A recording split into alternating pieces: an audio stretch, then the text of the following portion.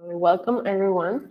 Thank you for joining us today. We are All Women, Tech Academy for women by women. And today we're going to see the work of our data science students after 10 amazing weeks of hard work, commitment, and motivation.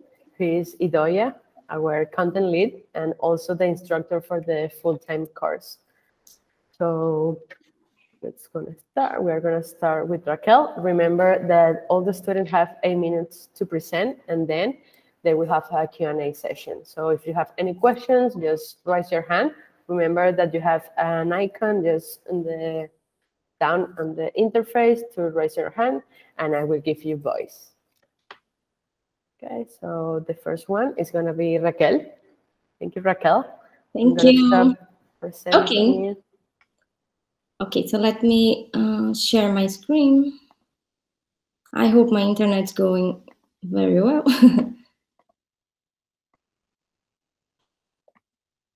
So let me know if you can see. Yes, perfect. Yes? Yeah. Okay, so yeah, let me see if I go. Yes, okay. So good evening, everyone. Thank you to attend this presentation. My name is Raquel Brito.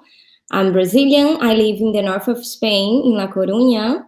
I work with marketing and business, and I have decided to do this data science course because I would like to update myself in this big data world, and also to have more knowledge when I have to make some decision in some strategy to make a better and assertive decision when I'm working some project. So my final project is about ketogenic diet. I'm going to introduce the inspiration to go in this subject. I hope you have fun. Okay, so CrossFit was my inspiration. The CrossFit is one activity that very present in my daily life. It's a high-intensity activity with a lot of functional movement. That means regular movement that you do in your body, as jump, run, carry a heavy bag, with a lot of constant variation. That means every day is a different exercise with individual challenge. That means you define your limit. Also, the CrossFit is very famous because of the community, because we have a lot of support network, a lot of people helping you, motivating you to achieve your goals. And that's why the CrossFit is very passionate. Considering the lifestyle, we believe that we need to eat health. That means eat real food, not processed food. We also believe in the diet of our ancestral, that it was based in protein and fat, so out of carbs. So as a consequence, with a lot of exercise and a healthy diet, we have no body fat. So linked to that, okay, my internet. Okay, now, so linked to that, we have some, sorry.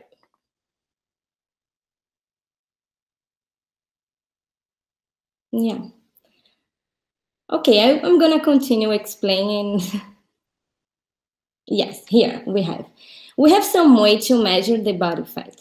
One of them is by using the BMI that consider height and weight is just two variables, so it's very general. Another way is by using the circumference of your body, the leg, the abdomen, and so on. And another one is by using the DXA that consider the body fat, the body mass of each part of your body. This one is not easy to get those information. You need a professional to get this, not a home way.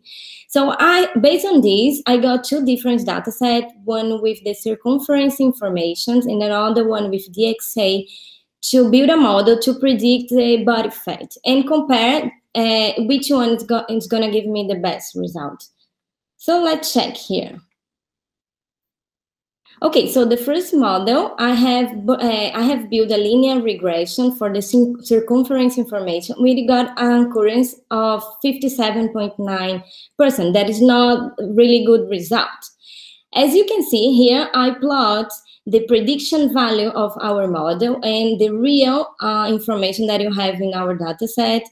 And you can see that the points are kind of spread. If they have a very good accuracy, they must be closer to this line or fit this line. In another hand, let's see the result of the DXA. Here, I have used the linear regression by doing a regularization of the data that's called rigid, and we could improve it so much the accuracy. We have 89.1%.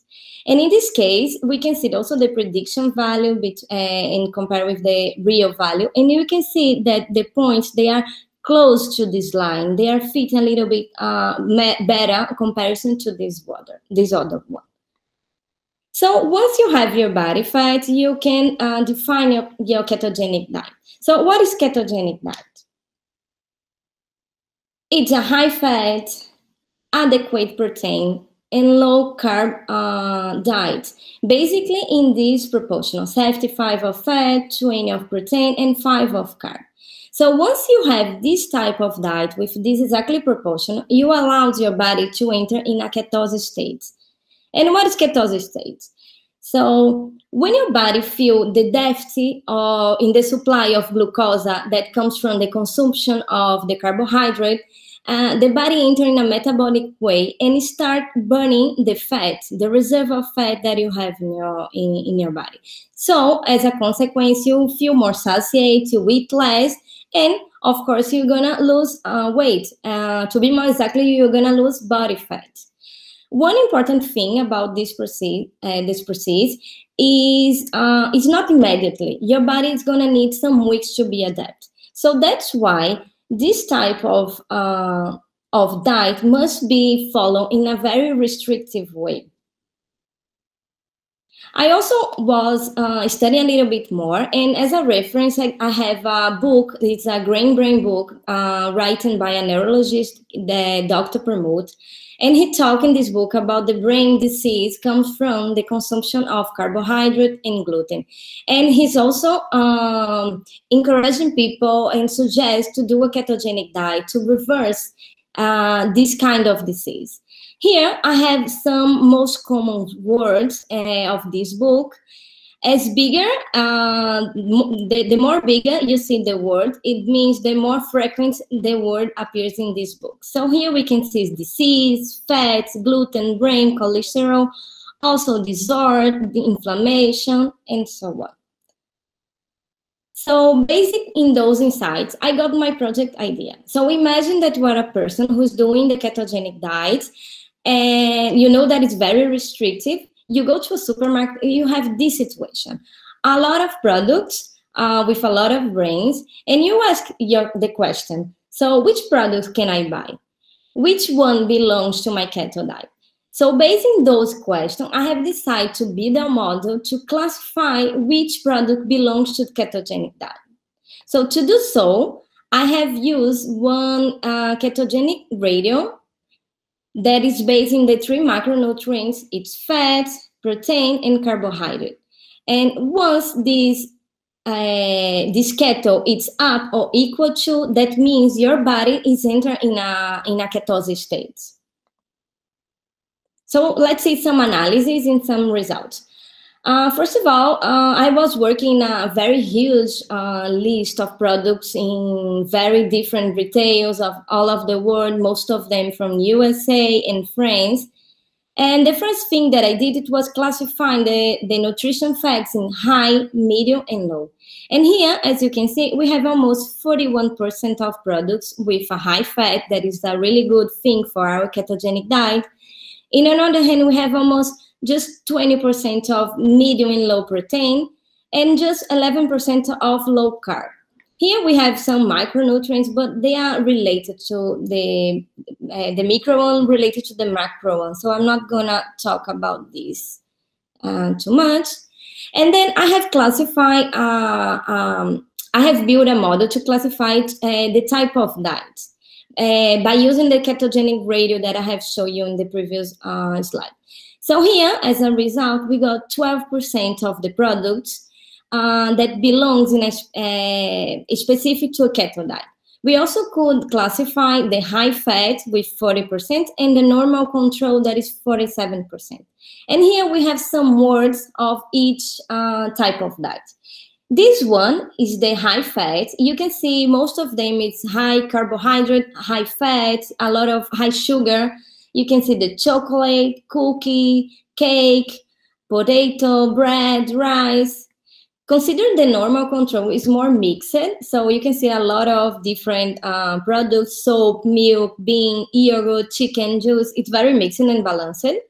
And consider the ketogenic one. Here you have olive, cashew, cheddar, sausage, cheese, bacon. Most of them, or maybe in total, but most of them is really high fat. Here I have the top 15 words to can read better.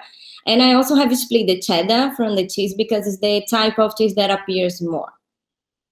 After that, I was also checking the correlation between the energy and the macronutrients. To check our correlation, it's when you get two variables and when they have a linear correlation, that means, to explain a little bit more, one variable grows, the other grows. Or when your one variable goes down, the other goes down. When it happens, that means that those two variables, they have a correlation between each other. So in this case, I have start with energy and keto diet. So here, you cannot see a correlation because if it was, the draw, it must be a line. And in this case, it's very spread.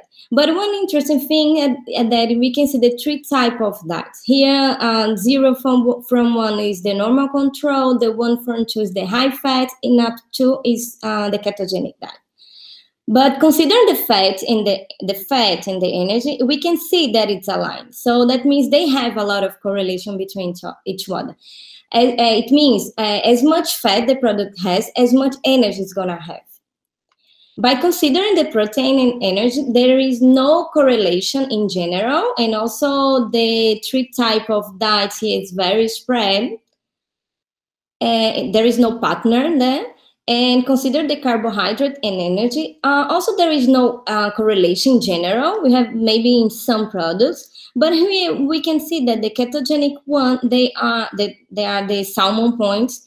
They have always a low value of carbohydrate. And I have built my model. To build a model to predict the ketogenic ratio, I have used the random forest random forest model, and gave me an accuracy of 99.81%. It's very, very, very good. I also plot the prediction value of my model with the real value that we have in our data set. And here you can see that almost all the points are fitting in this line. That means we have a really good result. So after that, I have decided to test my model, to be that person who is doing the ketogenic diet. So I went to a supermarket in Spain and I took a picture of a lot of products to check if they are classified or not to a ketogenic diet. So let's come back to our supermarket. So for example, let's see the olives.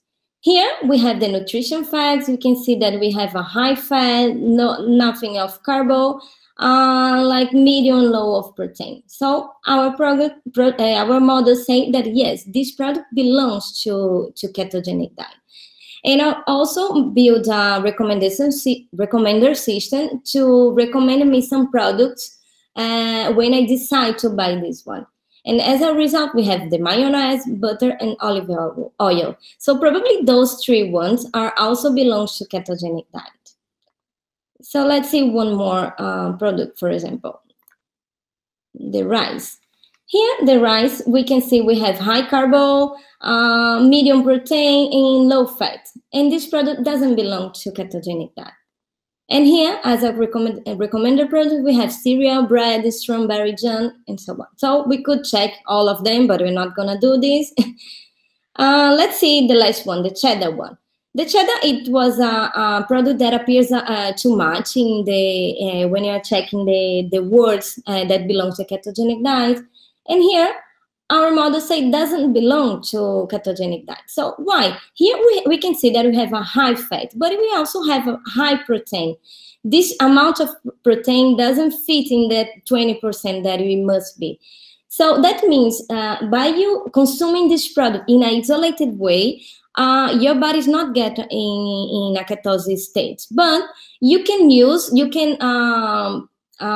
consume this product by combining with other products.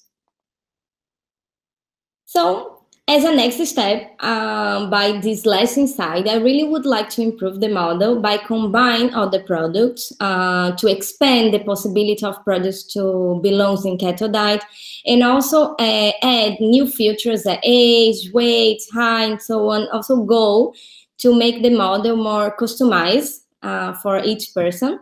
I also would like to improve the recommended session, maybe put in some reviews of some brands and so on. And once I have the final model, I would like to create an app or a website to make it real. And I also would like to work a little bit more in the body fat model. So here, thank you. You have my contact. If you have any question, if you want to work with me in the next step or hire me to work in your company, you have my email, my LinkedIn. And thank you all. Thank you, girls. Thank you, Daria, for the support. I hope you have enjoyed. Bravo, Raquel. Nice. Hey. Nice presentation. Thank you. I'm just wondering, do you think like anyone can do the keto diet? Like, yeah, I think so. I really with her model, yes, no? Yeah, with the supermodel you can do. And also, of course, you have to go to a professional one to see your health, of course. But yes, it's very good for brain disease. Really, I have the book here, you know. That's awesome. It was the mother of my boyfriend who gave to me. So thank you, Marisol. Nice. So any questions? Yeah, I have one. Okay. No, congratulations, really well presented and well, pretty interesting. Also the fact of the creating this app, because I think that it will be useful, no, for people that maybe are like new or novel, no, to this keto diet and so on. Well, I have like two questions. One that, have you considered that maybe the possibility of, rather than using isolate ingredients or products, let's say, like create something with recipes, or because for sure that that there is something in this type of diet? Yes. I have just decided by using products because of the data set, because it was the ones that I have found. If it was a lot of products, so I have decided to do this. And also because it's really happened with me when I go to the supermarket and I don't know how to read the nutrition facts. But yes, you can do for recipes, you can do for a diet, because in this case, it's an isolated way, as you can see for the shadow. So it's like many possibilities to work with this. Cool. And another one that it's just for curiosity, which is the product that had, if you remember, the highest score in terms of keto, well, the highest keto score, just for curiosity. Olive oil for sure, because they are 100% of fat. Ah, vale, nice. I can show you here. Yeah. All of them. Let me. Because this can be linked also. I'm thinking about the recipes because of the amount, no? Because it's not the same to take a spoon of olive oil to cook rather than, like fry something like, like. Yeah, here you can see the olive oil have 100 grams of fat, so they have the highest energy. So it's when you do. Yes, I was trying to get the most like the rich product with fat of fat. For example, check the most of them. But in this case, as I got a lot of products with a lot of different retailers, so I have olive oil, maybe a different oil, different type of oil, or different brands. So the top, I don't know, 50, it was just olive oil or that type of oil. So it doesn't make sense in this case. But yeah, it is this one. Vale, cool. Thanks, Raquel. You're welcome. Thank you, Doya. We have a question from Atilla. I have a few questions. Thank you so much, first of all, the great presentation.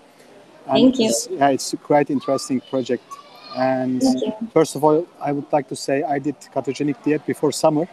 I lost more or less 10 kilos, and it was great, but a bit difficult. So I'm not sure I can repeat it. So my question is about, you mentioned recommended products somewhere in presentation. I am wondering if there is any recommender engine behind that, like a priori or content-based recommender. If you don't, I think you can apply this kind of machine learning approach or statistical approach in your further studies. Let me know if you do something like that. Yeah, my recommendation is very simple one, because I actually didn't have time to work a lot of this. So I have used basically key means that the neighbors know. So they are based in the nutrition facts. But yes, we can do, actually, as a next step, I would like to improve this recommended system also by using, I don't know, maybe different things, not just the nutrition fact, but some reviews, or I don't know what the others variables. I have to study a little bit more about it. But thank you for the suggestion. Yeah, it will be interesting, because if you have some advised recipes, you can use that as a ground truth, and you can create your engine. If I eat avocado, your system offer some additional things for me for breakfast, for instance. Yes. Yeah, so it will be a good application, and your retention will be higher than the current one. And the other question is about your linear regression. Generally, I prefer to use RMSE for calculating the error instead of accuracy. So just I want to know, why do you prefer accuracy? I'm just wondering, instead of the average error. You mean for the body fat ones, no? Yeah, right. Yeah, no, actually, I didn't show the arrow here, just because I think it's more technical thing. So maybe some people is not gonna understand. So that's why I just put the occurrence. But yeah, I could put actually. Yeah, why I'm asking that, because the first accuracy it looks a bit less, but the graph says there is a high correlation between variables, independent and independent. So maybe RMSE is a better score for the say the truth. So that's why. And congratulations. Thank you so much for your presentation. Thank you. I'm going to check this. Thank you for the suggestion. Thank you, Adia. Thank you, Raquel. Nice presentation. Thank you. I'm going to stop presenting. Good luck, girls. So next one is going to be Stacy. Hang on just a second. Let me share. So my name is Stacy Scudder, and I am from the States. I am right now in Kentucky. So it's evening for you guys, but it's just past lunchtime for me. That's not going to work. Let's try this again. Sorry, I moved my computer into another room, and it doesn't seem to like this room as well. I don't know why. Here we go. There you go. Okay, so I am a math teacher, and I have to read a lot of really boring books throughout the year. So I offset that by reading a lot of fluff books, in particular paranormal romance, which is what this is. And because I'm old, I grew up in the 80s. That was my heyday. So hair metal was a thing. And I thought, I wonder if I could put these two things together.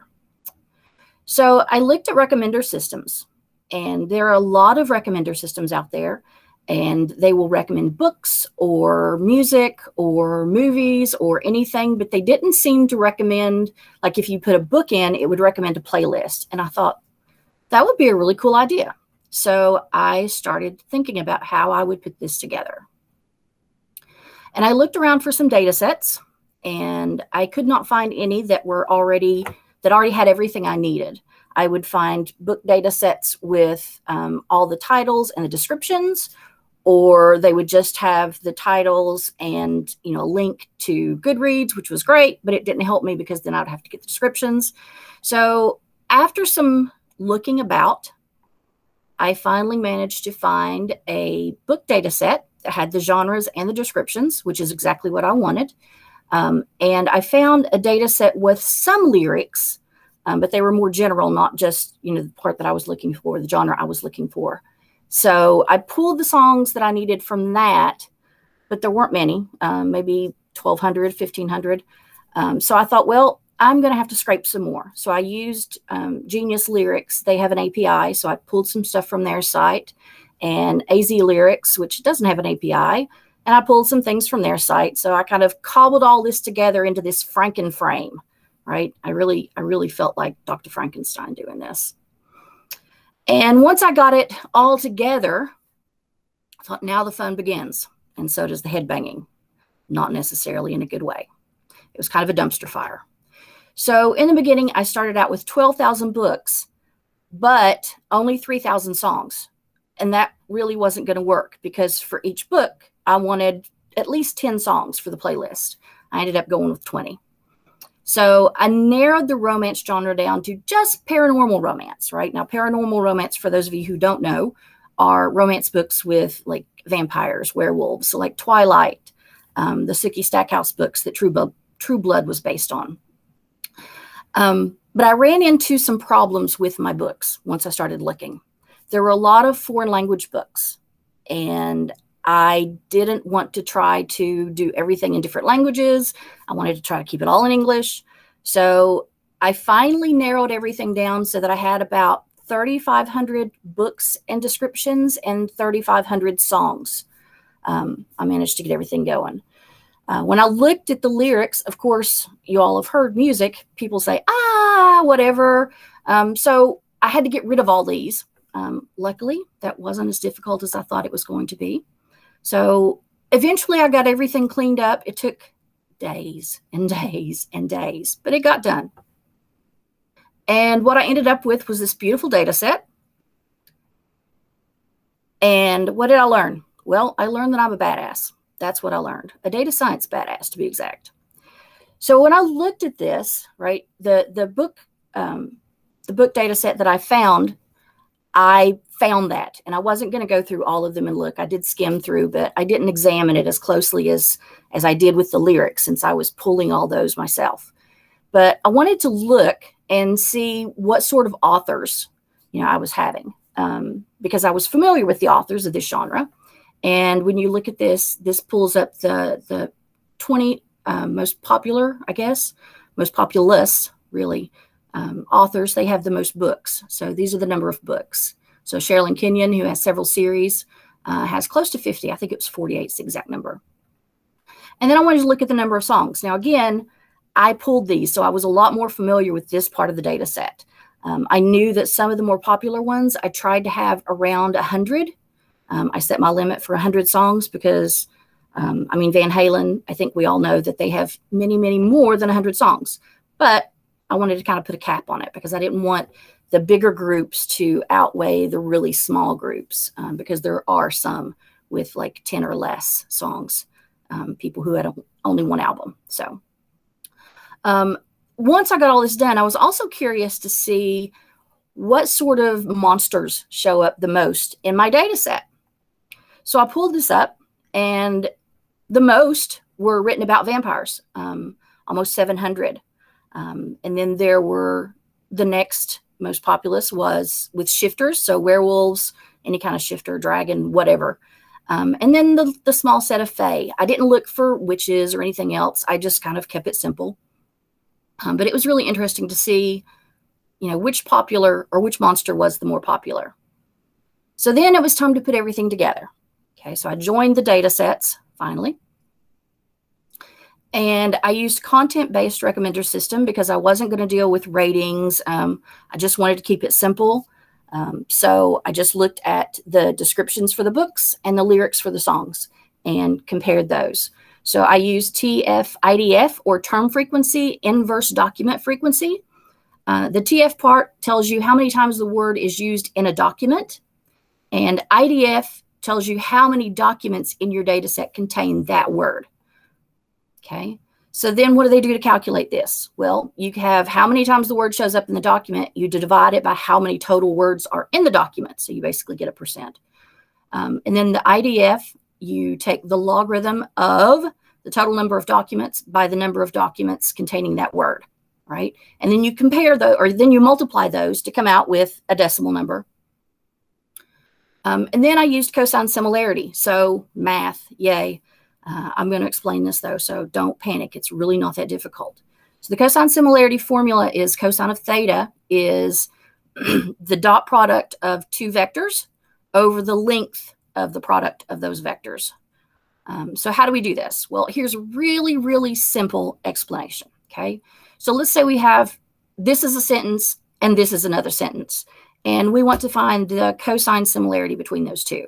So the first thing we want to do is just put a tally, right? Make a tally. So this is sentence 1, right? This is a sentence. That's it. Item 2, this is a sentence and another sentence, whatever. So once you have these numbers in there, right, you're going to find the dot product. I know lots of numbers. Don't panic. It's okay. The dot product is really, really simple. All you do is take the top two numbers and you multiply them. The next two and multiply them. You do this for all of them. And then you add them together. So in this case, we got 3. The length of the vector, it involves Pythagorean theorem. Basically, all you need to know is that you're going to square the values. So I've squared all of these values for item 1. And then add them together and take the square root. That comes out to square root of 4, which is 2. This is the square root of 5, which is about 2.24. Rounding is beautiful. And once you do this, you see that they have a cosine similarity of 0.67, which is not great. Why is that not great? Well, I'll tell you why it's not great.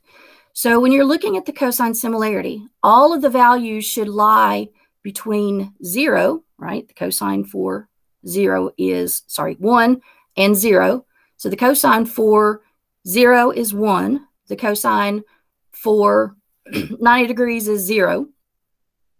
So these should be laid out along there. So the 67 would be somewhere here, right? Maybe a little even here. So what you want is the ones closest to here. You want the ones closest to the small value, closest to 0, okay? So this is what I ended up with Twilight. I have the Paranormal playlist. I have The Last Redemption, which is a long song by Wasp. Wild is the Heart. All of these are all hair metal songs. All of them are from the 80s. It was a lot of fun to listen to them. I did the Charlene Harris. This is the first Sookie Stackhouse book. So I did this one as well. And A Discovery of Witches, which has a TV series now, although I'm not sure it's all over the world. I know it's in the US, but you all should have it available soon. But that is another paranormal book, and I pulled all that up. It was interesting to see how many times ghost showed up in the songs.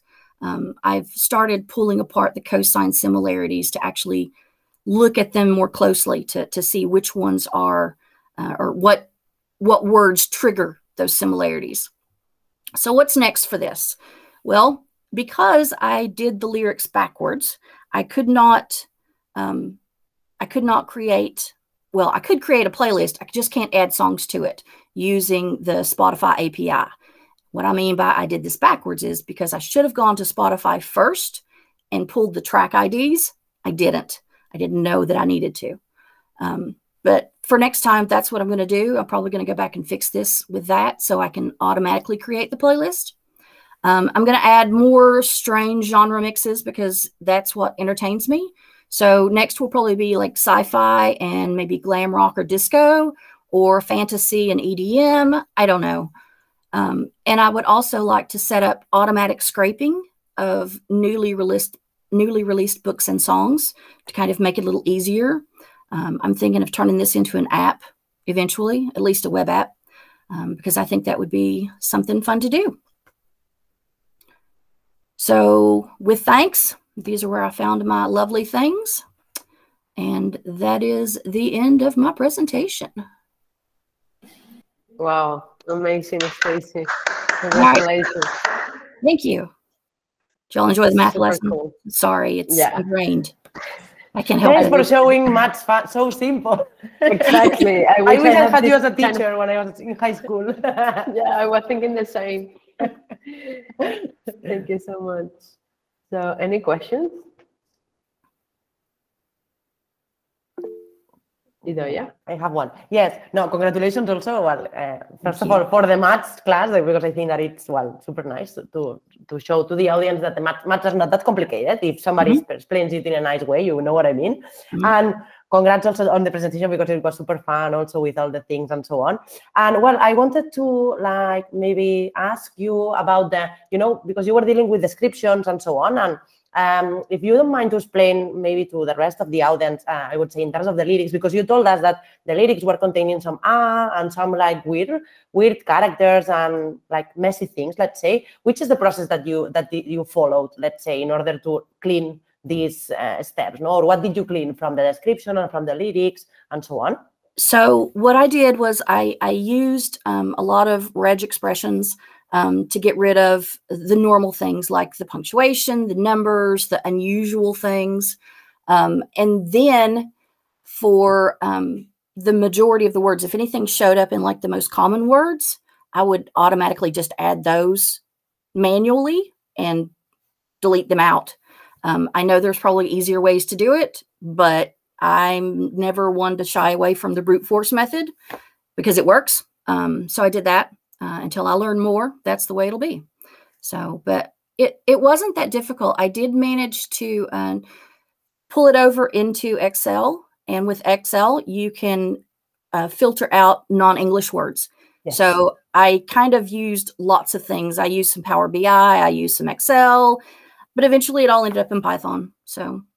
Yeah, cool. No, yeah, because well, maybe for the people that are not used like to work with text and so on, well, it's kind of difficult, no, to clean the text and so on. So I would say that, I don't know, but in your case, I don't remember in your case, but it might take, I would say, maybe 40% of the time just cleaning and and dealing and making everything like so fancy and so cool. No, at least, well, I don't know in your case. I can imagine that it was that because we were talking a little bit, but yes. And well, congratulations. And I want to say to the audience that Stacy was waking up every day at 3 o'clock in the morning to do the classes and to do the project and so on. So I would say a big applause to her because of the, what I mean? Because it was super intense for them too. I was glad to be a part of it. It was fantastic. Yes, for me it was a pleasure. But it was, well, a big applause for you because, well, it was harder for you, you know what I mean? I was doing nothing. It was fine. That's good. A lot of commitment. Thank you, Stacy. So no more questions. Let me check here. No, what's super here? Thank you, Stacy. So next one is gonna be Blanca.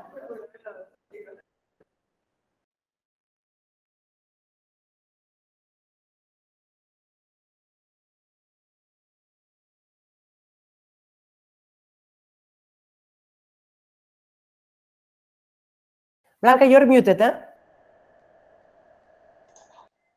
Sorry, now. Can you hear my screen? See my screen and hear me? Yep. Okay. So, hello. Thanks for being here today. I'm Blanca, and I'm an architect, a future data scientist, and I have been passionate about books since I was very little, thanks to a great storyteller who used to tell me stories before going to sleep. I think there is always a book for everyone, and if you don't like to read, it is because you haven't found yours. So in this project, my goal was to create a book recommender system for kids in order to encourage them to read. I would like to start my presentation with a quote from Frederick Douglass. Frederick was born into slavery, but when he was 12, his owner's wife started teaching him how to read. When his owner found out, he forbade the tutoring, but Frederick kept learning secretly by himself and by paying white children. He ended up being a writer, a great orator, and one of the leaders of the abolitionist movement. I have divided my project in 3 parts. In the first one, we are going to explore the data set. In the second one, we will analyze a sample based on the gender of the authors of the books. And in the third one, we will see a couple of examples of 2 different book recommender systems I have built. So let's explore the data. Well, I used 2 different data sets with information from Goodreads. The first one was containing 120,000 books and their descriptions, and the other contained more than 700,000 reviews. After a bit deep cleaning, removing missing information, books in different languages, duplicates, and so on, I ended up with more than 60,000 books, more than 67,000 users or reviewers, almost 500,000 reviews, more than 5,000 publishers, and an average rating of 3.87. If we take a look at the date of publication, even though we have books from 1899, the most of them are concentrated between the 90s and the 2010s, with a peak here in 2013.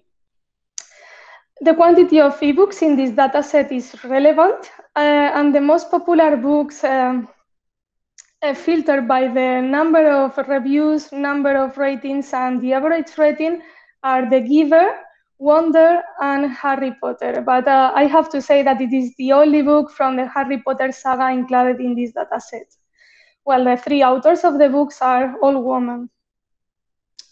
If we take a look at the distribution of the ratings, more than 90% of them are ranked between 3 and 5 stars, so they are very positive.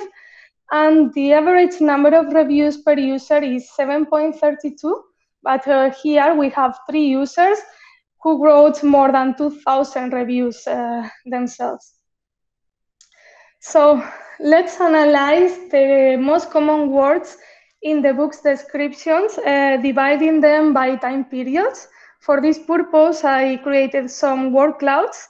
And to get more significant results, I had to remove the so-called stop words, which are the most frequent words in the English language, such like articles or conjunctions. And I also removed a list of words which were very, very frequent in all of the periods and were adding no information, like books, children, kids, or tales.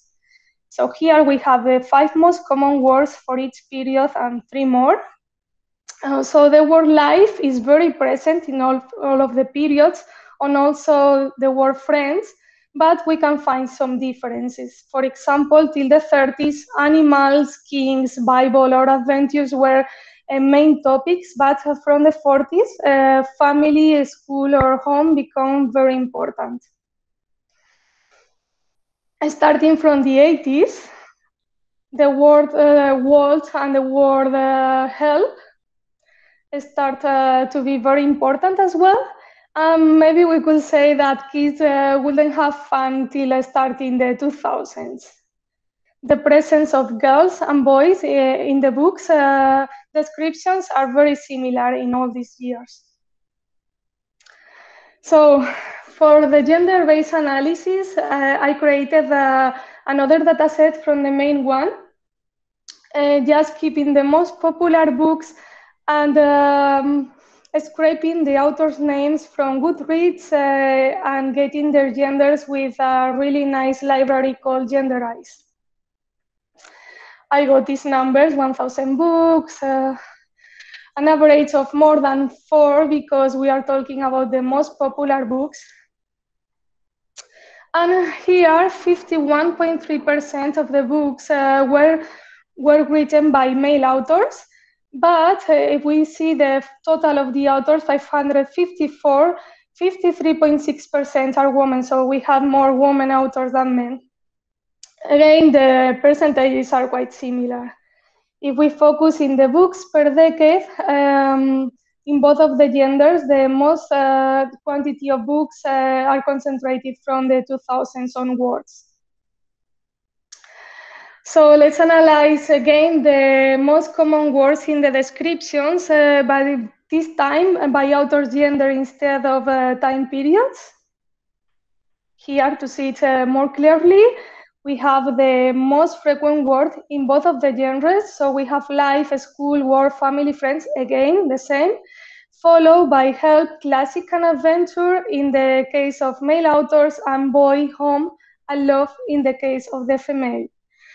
It's surprising that the word boy is more frequent in the books written by women than the word girl, and this doesn't happen in the opposite situation. So after this first layer of very frequent words shared by both of them, we start to see some gender stereotypes. I wanted to dig in a bit more into this. So after removing these as stop words, all these kind of common words, very frequent, I applied a topic model called Latent Direct Allocation, LDA, and to extract some topics from the descriptions, and I got some male authors topics and some female topics. And again, male author topic, we have a bit of stereotypes, dragons, adventures, bears. In the case of females, love, princesses, secrets, so it is a bit of stereotypes. But let's analyze the words of the reviews by genders. Is there any difference between the genders, between them? So here, again, the most frequent words in both of them are this one in white, and we can see they are very positive.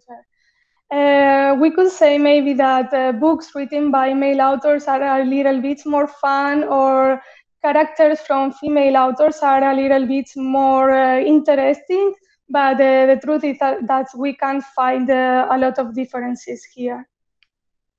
So if we analyze the polarity of the reviews, that is, if a review is positive, negative, or neutral, we can corroborate what we have just seen here, that the most of the reviews are positive. And there are more reviews written by for books written by men. So as we can see here in yellow, we have more score. But if we focus just in the most positive reviews, female are the winners. Remember that the most popular books were written by 3 women. Talking again about the same, here we have the words of the positive and negative reviews by author gender, but they are quite similar. And here in the right, you have some random examples of them. So as a conclusion of this analysis, we could say that this dataset is very gender balanced. And last but not least, the book recommender systems. So I follow 2 different approaches. The first one is the item recommender. I use a technique called collaborative filtering, and I feed my recommender with the user's IDs and the book's IDs. The premise could be similar users, like similar things. I use here the whole data set with 60,000 books. And as a disadvantage of this kind of recommender, we could talk about the cold start problem, that we need a lot of users reviewing a lot of books in order to have nice results. So here we have the other kind of recommender, the content-based, that consider users or item features. In our case, we are feeding it with descriptions and reviews of the books. The premise could be if a user likes X, he will also like Y because they are similar. And here I have used just 1,000 books, and we don't have the cold start problem, but we need a high quality in the content if we want to get accurate results. So let's see a couple of examples. The first one is Ada Tweets Scientist from Andrea Vitti. This is a small picture book of a girl, a curious girl who is not afraid of failure. And if we like this book, both recommenders suggest us picture books for the same ages and with the same number of pages. In the case of the Item Item, we have 2 books about art. Maybe something beautiful is about a small artist who transforms an entire neighborhood. And the Noisy Paint box is about Kandinsky and how he associated the sounds and colors. Here we have another book about a ride on a tuk-tuk in India full of discoveries and adventures. And if we take a look to the content-based recommendation, we have another book from the same author, Iggy Peck Architect, that is with a similar topic. All the World is about curiosity, and I Like Myself is an ode to self-esteem. Here we have, I think these are pretty good recommendations, but we should ask the kids. So here we have another example, Mix It Up from Hervé Toulet. It's another picture book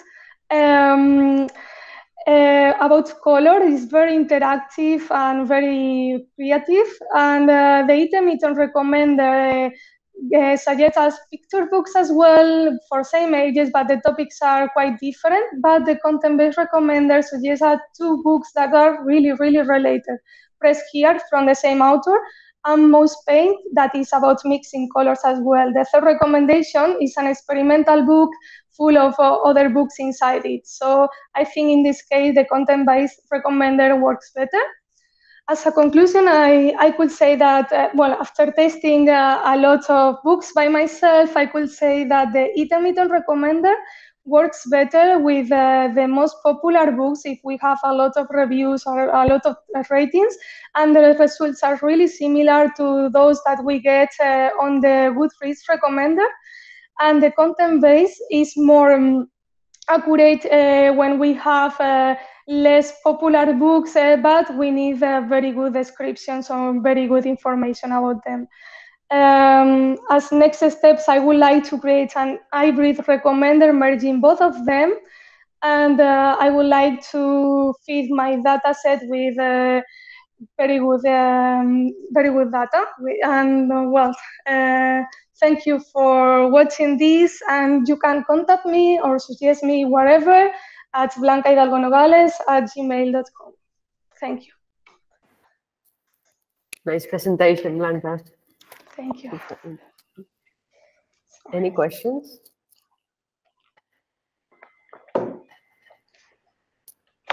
Check. Idoia? Yeah. Congratulations. I'm always Idoia asking. is very nice. Always asking. Very nervous. Very nice presentation. Congratulations. Yes.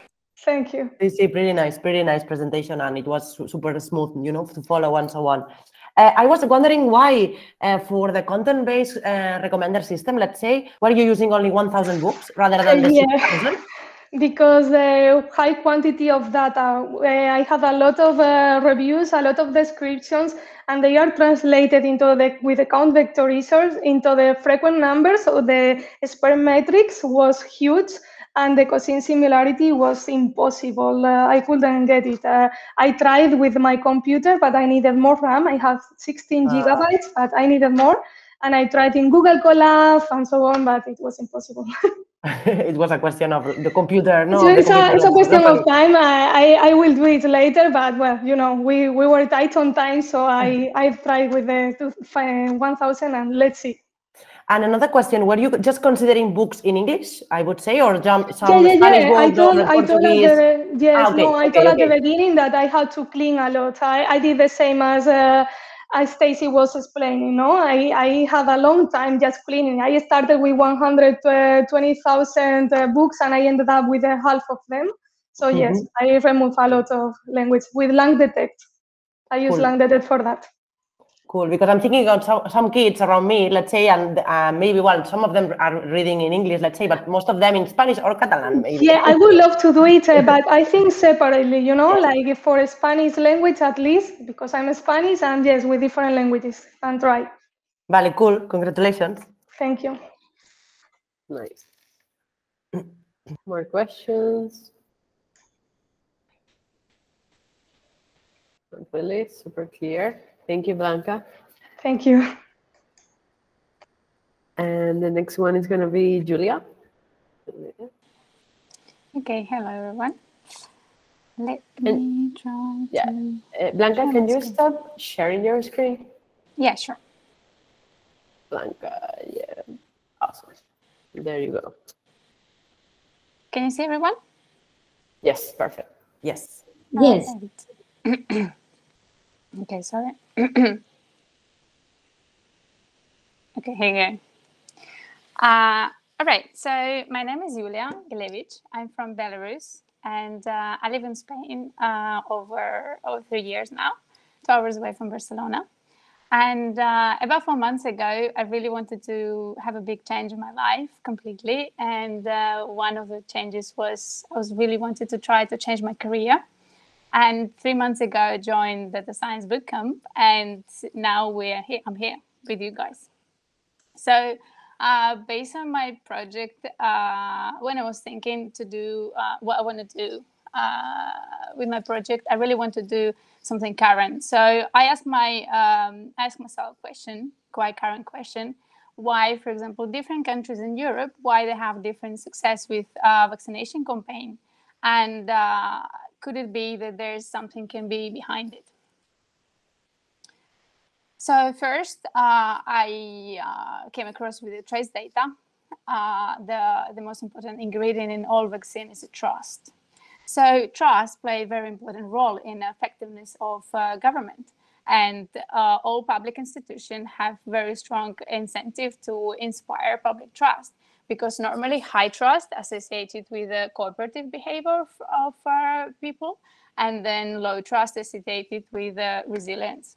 So in this data set, we can see interesting fact that on top of the bar chart, we can see the countries which are located in the north of Europe, and then the ones, all southern countries, rather located in the bottom.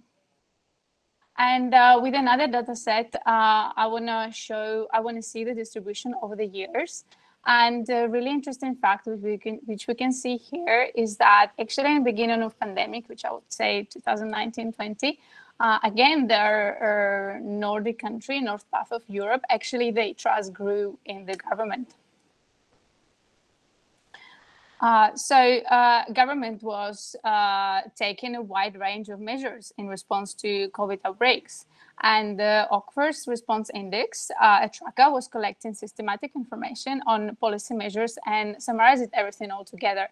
And they summarized it together into one value, which called Stringency Index. I plotted on a map, and we can see again interesting correlation where interesting pattern, I would say, where southern part of Europe as well actually have a darker color.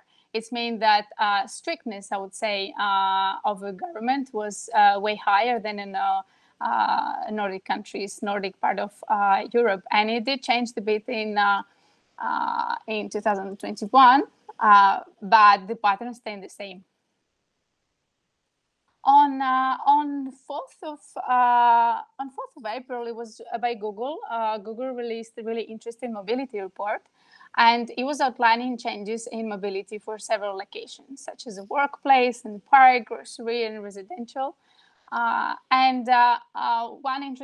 really cool scientist, I think, the guy, he translated this data because this data were only shared in PDF format. It wasn't possible to do anything with them, but he translated it into a CSV file, which was really cool and easy for everyone to use. So I wanted to, again, plot it on European map and see how the difference were changing during outbreaks. And again, we can see very interesting pattern here, whereas, let's say the southern of Spain, the people tend to stay more home than usual. The darker color means that they stay more than usual, whereas on top, we can see quite lighter color. The same pattern we can see with workplace. I guess the government decided to push people work from home. And it was absolutely the same pattern for grocery and pharmacy.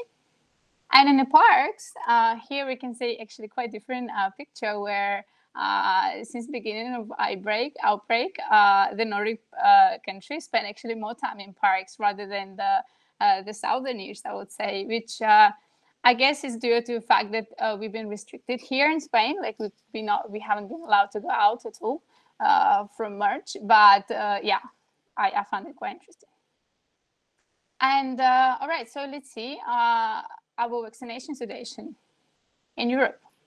All right, over here, I filtered this map like the way that on the top of a bar, we can see the countries which receive the amount of people in the country receive 2 vaccines already. So on top of a bar, we can see actually countries such as Spain and Cyprus, which, being in the south.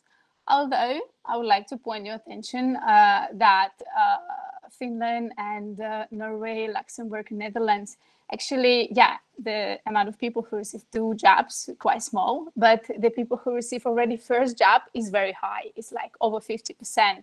So we cannot say that they're not willing to do. Maybe it's just a question of availability. Oh, sorry. And if you're looking here and the total cases overall in European Union, we can see that countries as France, UK, Italy, and Spain, they're the one at top chart who've been affected the most. And the new cases, which we can see very nicely on the bar chart, that on June, now Spain and UK, we experience, we would say, like 5th wave now of COVID. And France had the outbreak early in April. And considering this graph, I also came across with interesting survey, which showing how uncertain and how people willing and not willing to get vaccinated. And we can see, and we're talking about this year. So we can see that uncertainty going lower and willingness also actually go lower quite dramatically. In this case, I have like subset of countries. We can see, for example, the lighter color is France. And taking into account that they have big outbreak over here and overall have quite a big amount of cases, the willingness of getting vaccination is quite low. Although unwillingness, it is decreasing, but not as much. So taking into account all this information, I would say that my personal conclusion that if government like asking themselves what we can do, maybe it's not about how strict you should be or what rules you need to apply, not rules, what restrictions you need to apply. It's more about trust. It's more about how people trust the government. All right. In order to see basically what people think about entire vaccination campaign, I decided to scrape some tweets. I did it with using SNS Scrape, which is a library that allows you to scrape tweets without any restriction from Tweepy. Because I tried to do it good way, but it took me lots of email back and forward, and I just give up. So over here, I would like to show you just interesting code, quite small, I would say, where if somebody interested, you can scrape tweets. It's quite easy, actually. And over here, I'm just showing that my first scrape was over 300,000 tweets. In order to see what those tweets, they sentiment analysis, I would say I use the Bader model, which is a model used for text sentiment analysis, and it's sensitive to both polarity and intensity. All right, so my first tweet scrape was between the data from beginning of the year until end of June. And we can see here that majority of tweets actually have rather neutral sentiment. And then we have almost a third the negative and then positive. I did as well a second scrape. Why I did it? Because I wondered, seeing these outbreaks which happened in June, I wondered if the mood of the population changed over the vaccination campaign. So I did this scrape like since beginning of July until 18th last weekend. And we can see here that, yes, it's true that neutral tweets get lower, but negative actually grew and the positive get lower as well. In order to see what those positive and negative tweets represent themselves, as girls were explaining what is a word cloud, is, it's showing the frequency, I decided to build word clouds as well on those tweets. Here I'm just showing actually the formula for data cleaning, which I was asking. It's not easy to working with text because text is what, as human creating, we can have some mistakes in certain things. And if you want to do model, it's super important to have a clean text. So in my case, I don't have to be, in my case, it didn't have to be super precise because it was only a word cloud. Although I just decided to show you the differences before cleaning after, because here we get rid of hashtags, some links to websites, the lower and higher case, because for programming languages, it's two different words if it has a lower and uppercase. All right, so here we can see two word clouds. In my my positive tweets, you can see the words such as hope, immunity, deal, without, and herd. The herd is connected to the herd immunity because everyone now praying about it. That's what's necessary in order to be withstanding pandemic. And in negative tweets, we can see words nationwide, official, the program, outbreaks, which we can see kind of the differences, no, in different moods.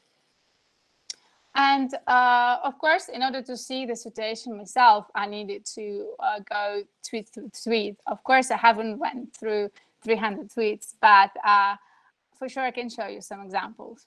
For example, and overall, the positive tweets was about, for example, girl here is happy that she liked the way the procedure went. Here, girl, I laughed on that one because here girl is saying that the vaccination place, it might be a cool place to meet someone now because it's kind of a hype in a way. As well, like, of course, authorities mentioning that it's very important to worry about our physical and mental fitness and health. And yeah, sure, here the girl mentioning that the only symptom she has is sore arm. And I must say that I came across so many tweets about sore arm. It was quite interesting. And yeah, there was another tweet I found in positive tweets where the school's now saying that in order to attend the school, you need to show the COVID vaccination passport, and you even would get maybe like a gift or something, which is in my case, maybe it's good food for anti-vaxxers not to discuss this fact, because if you're going to post something like this, or if you're going to push the system, people are not going to like it, I think, because they're going to see it as a threat. And yeah, another positive tweet just basically saying that, yeah, that was an interesting one, that the girl, she's really excited about the fact that she get the appointment, although she's saying that entirely all the situation for her, it's mentally hard. And I think it's really important, like a message to all of us, that I think after this pandemic, we might experience another one, which will be dealing with the mental health of population. And one example from negative tweets, we can see here that one of the most popular as well, I would say, in negative tweets, it was the fact that they're saying that COVID stands for Certificate of Vaccination ID. There were so many tweets about this. The paper, basically people discussing the fact that why we're going to do passports if anyway, even after vaccination, you can carry the virus and you can be infectious. And again, people making that, mentioning that they're freaking out about everything was going on, they're being paranoid. Of course, there was a tweet about the study, new study mentioning that if you would get vaccination, you're going to get some issues. And here the lady mentioning a side effect on fertility. And of course, I think if this is going across the social media, like the people, sensitive people might freak out. And I think our fellow scientists posting in here the fact that after the rules were lifted, that the strictness was lifted, we can see the rise of the cases. So we have to be careful. And I want to remind you, this is like a negative tweet. So, but it's kind of, I would say, informative, no, in this case. And yeah, that tweet was really actually nice as well. I wanted to point the fact that here the guy is saying that his mom struggled to book the appointment for COVID vaccination. And I would guess, no, during this word struggling, the system think that that's negative tweet.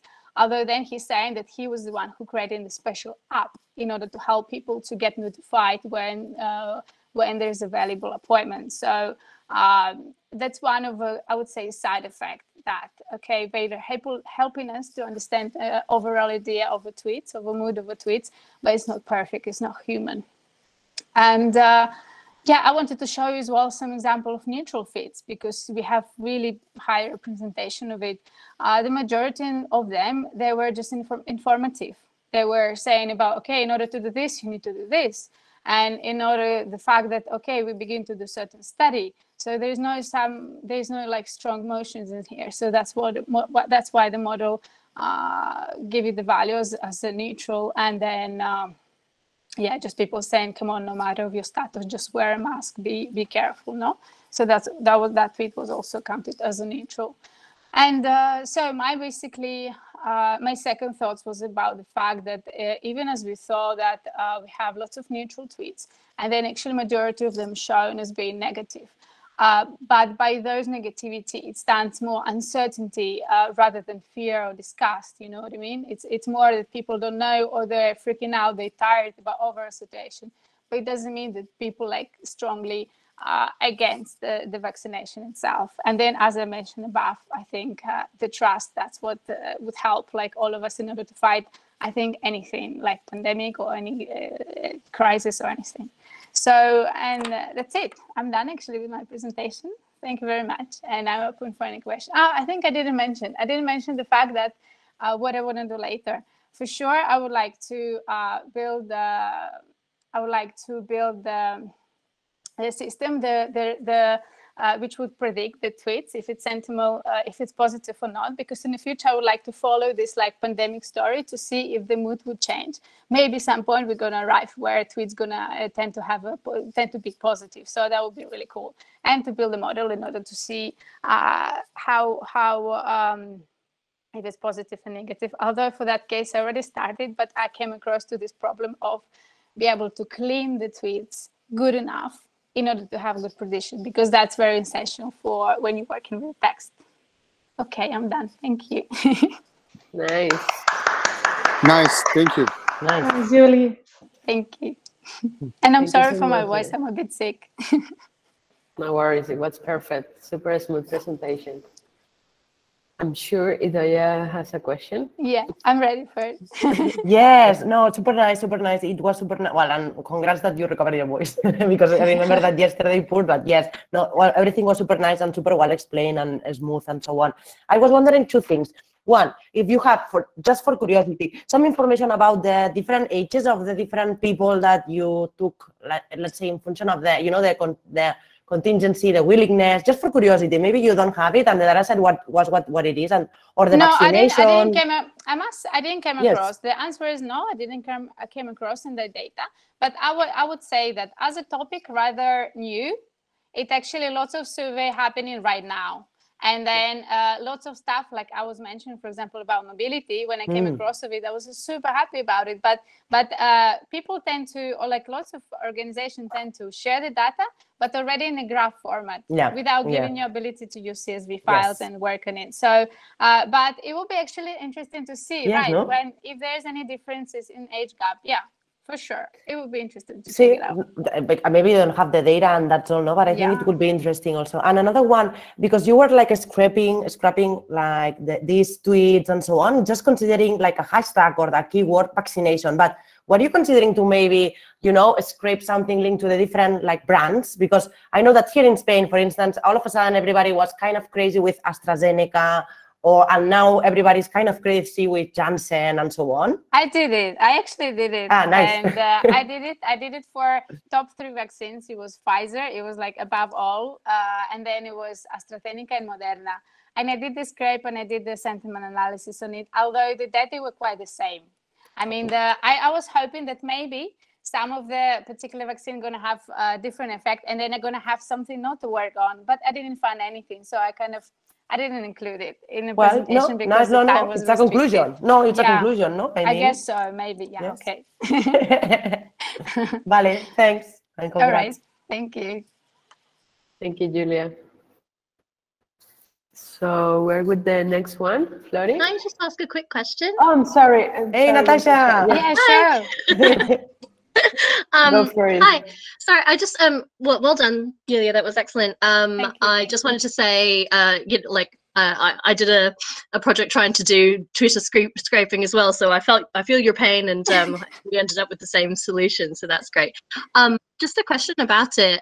What you were talking about, you know, was it really positive or negative? Have you found anything about kind of ability to figure out sarcasm within natural language processing? It's something I wasn't able to find. I came across several tweets where questionable, I would say, right?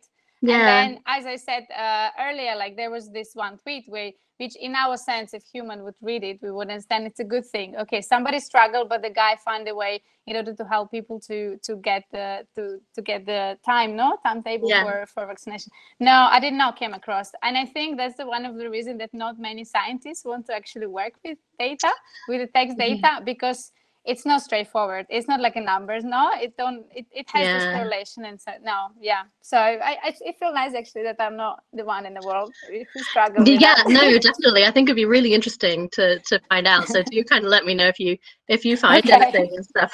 We'll make a new version of Vader that kind of is all about sarcasm. So perfect. Let's try to do that. Well done. I think actually that's. I thought that in order to build a model, what do you need to do? You need to feed the data with already prescribed tweets. So I thought maybe if you feed the model with the sarcasm and you would show it as I don't know, as actually negative, maybe model would manage to figure out that actually this might be negative. So that might be the way to sort it out. That sounds exciting. Yeah, let's try. Cool. Well done. Thanks. Thank you, Natasha. I'm sorry. Okay, so now we're with Flori. Hello, everyone. So let me try share my screen. Can you hear me? Yes, perfect. Yes. Oh. Okay, and let me switch to my project. Okay. Can you see? Is it everything okay? Yeah, okay. Okay. Yes. My name is Flori Roșiu. I'm from Romania. I'm a data analyst. I worked as a data analyst in cybersecurity, and I've joined this bootcamp because I wanted to improve my skills in my coding skills, and also because I wanted to see what machine learning field it's all about. So yeah, that are pretty much the reasons for which I joined the bootcamp. For my final project, what I've done was to do an analysis on gender gaps. So more specifically, I wanted to see what's all about with the gender gap in the STEM field, because actually I wanted to see it from a different angle. Why did I choose this theme? I've kind of asked myself, rhetorically speaking, why do Romania doesn't have a gender gap in tech field, not actually in STEM field, but more specifically in tech field, because there are a lot of countries that really are ranking really well in the gender equality indexes, but and Romania doesn't in an overall speaking, but we do in tech field. So I approached for this. I approached more of cultural aspect of the analysis. So and I'm going to try to answer the question: how does your country influences your career? So let's see what data do we have. So according to Eurostat, in 2016, in European Union, we had 8.4 scientists and engineers and 4.2 persons working in science and tech. We had at the opposite pole, we had 22.9 males working in 22.9 scientists and engineers, and 11.4 working as in the data science field. In the science and tech field. In 2020, we can see an increase for women and for men as well. Sorry. So we have 10.3% of women scientists and engineers. We have 4.9 women working in science and tech, and as the opposite side, we have 25.7 males and scientists and engineers, and 12.4 working in science and tech. Okay, so let's see a little bit of details. So this is pretty much the percentage of women working in high technology in 2016. This is the ranking, and the number of women working in technology in 2020.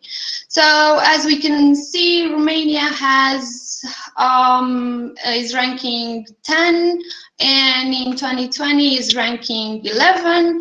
And we have countries as Sweden and also as Spain that are ranking below Romania. So that was actually my question. Why does this happen? So let's see. Okay, so maybe you think that boys are smarter. No, it's what we hear, that boys are better in sciences and in STEM fields in general. So for this, I went to PISA. I checked the website of OECD. I just wanted to see, okay, so what happens at 15? What's the difference between boys and girls in terms of knowledges in science, math, and reading? As you can probably see, I hope, there are not that many differences between boys and girls. So generally speaking, they score pretty much the same. What drew my attention was actually Finland, which is, I think, is a third in ranking for PISA test. Here you can see that girls actually can score better in sciences. So I would say that, well, it also matters the way we're taught in school. So maybe boys have a different way of perceiving the information and girls have another way. And Finland, it's really good on experimenting with different types of learning. The only, let's say, visible difference was in reading, where girls actually did pretty much on all countries, they did better than boys. Okay, so this is not the answer. Let's see what's next.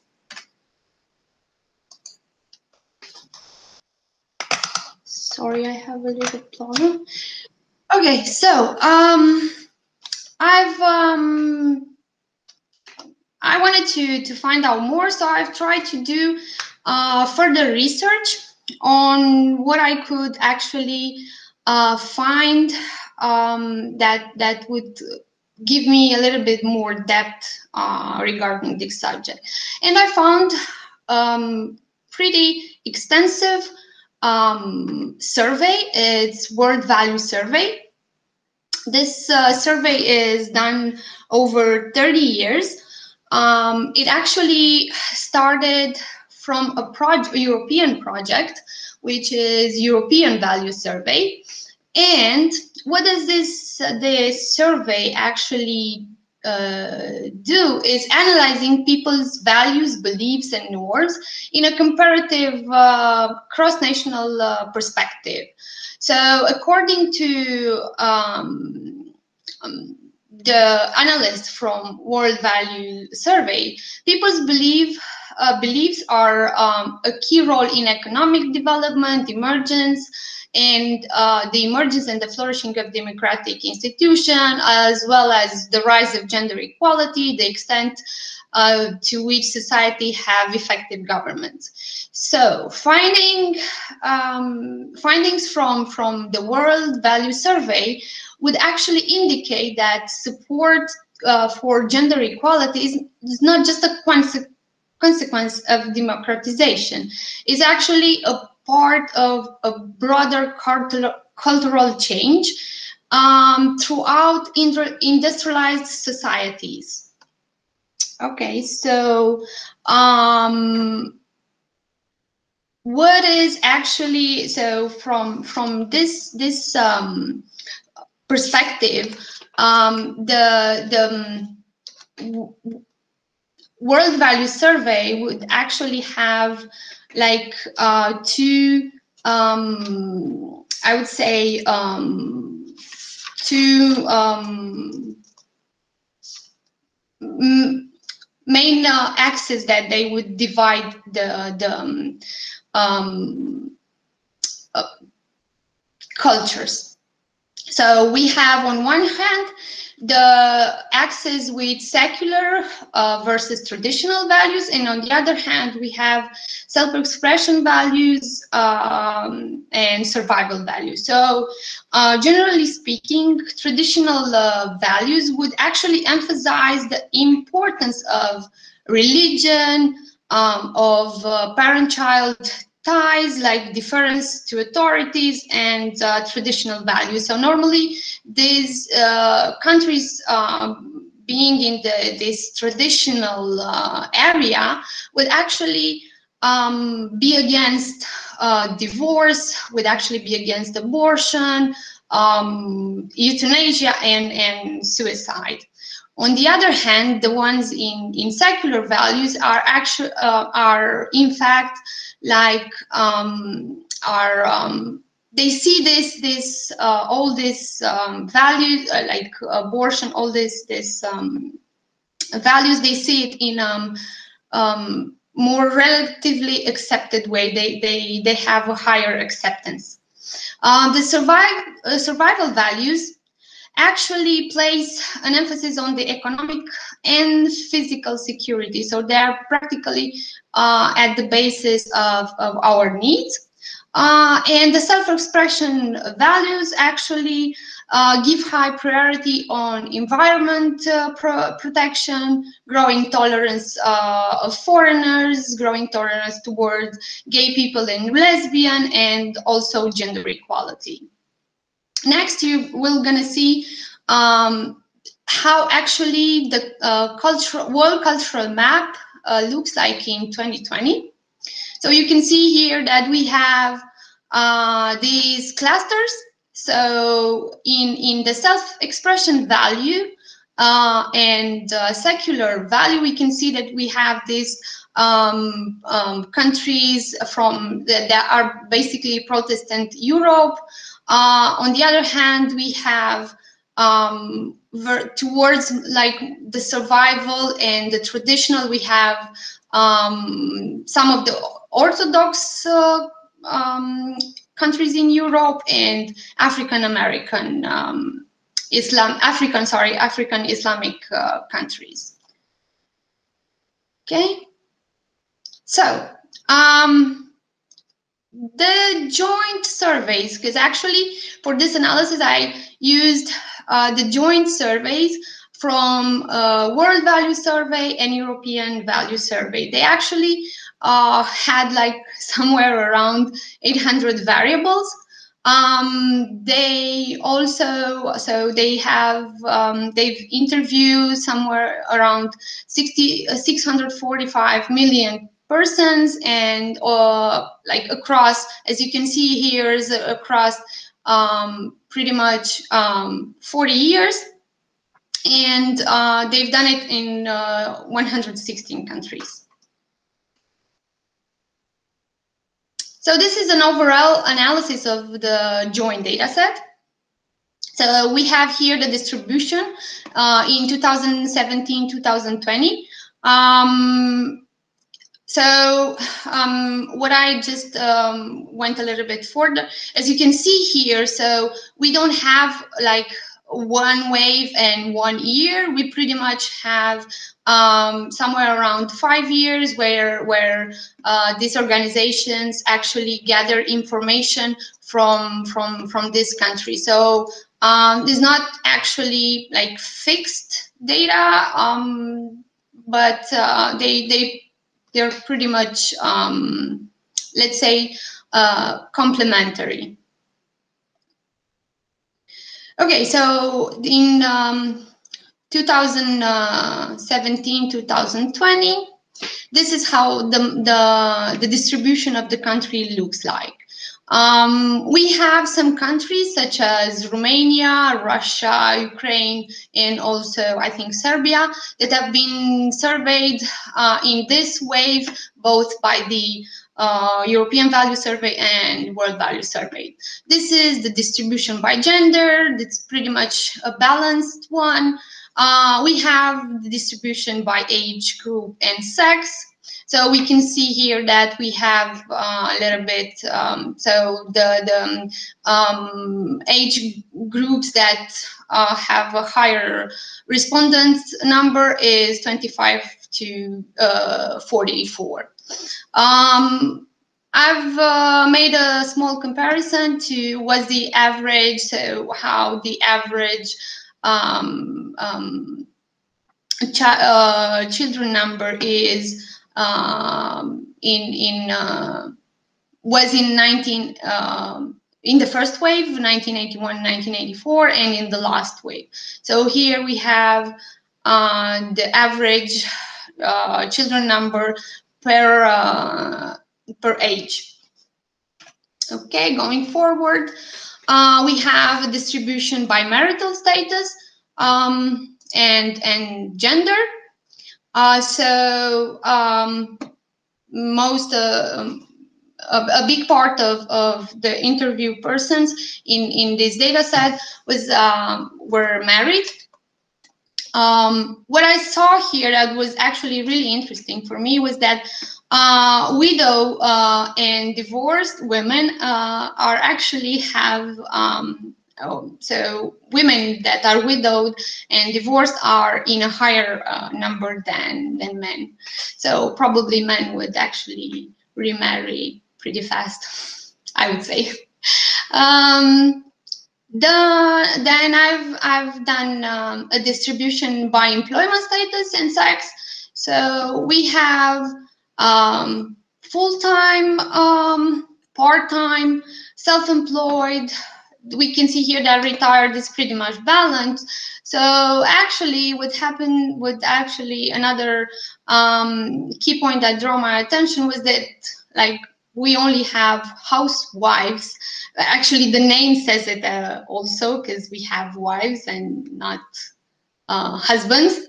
But yeah, here this is pretty visible that generally speaking women tend to spend time home taking care of the household and the children and the old ones. The distribution by waves in the women ratio working full-time. This is EVS and this is World Value Survey. So now that we've done a little bit of introduction, let's see what happens, who actually makes the rules.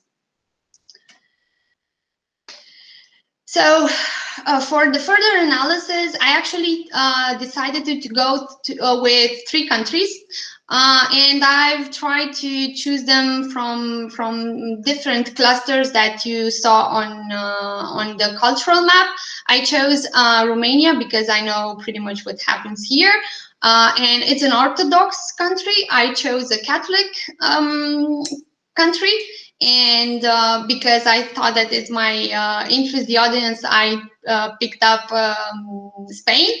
And I also chose one Protestant country that really scores high on all levels.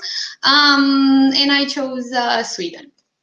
So let's see. So in Romania, as you can see, this is the percentage of women in parliament, a percentage of women, minister women. So this is actually a comparison from 2010 and 2018 by the made by the European Institute of Gender Equality.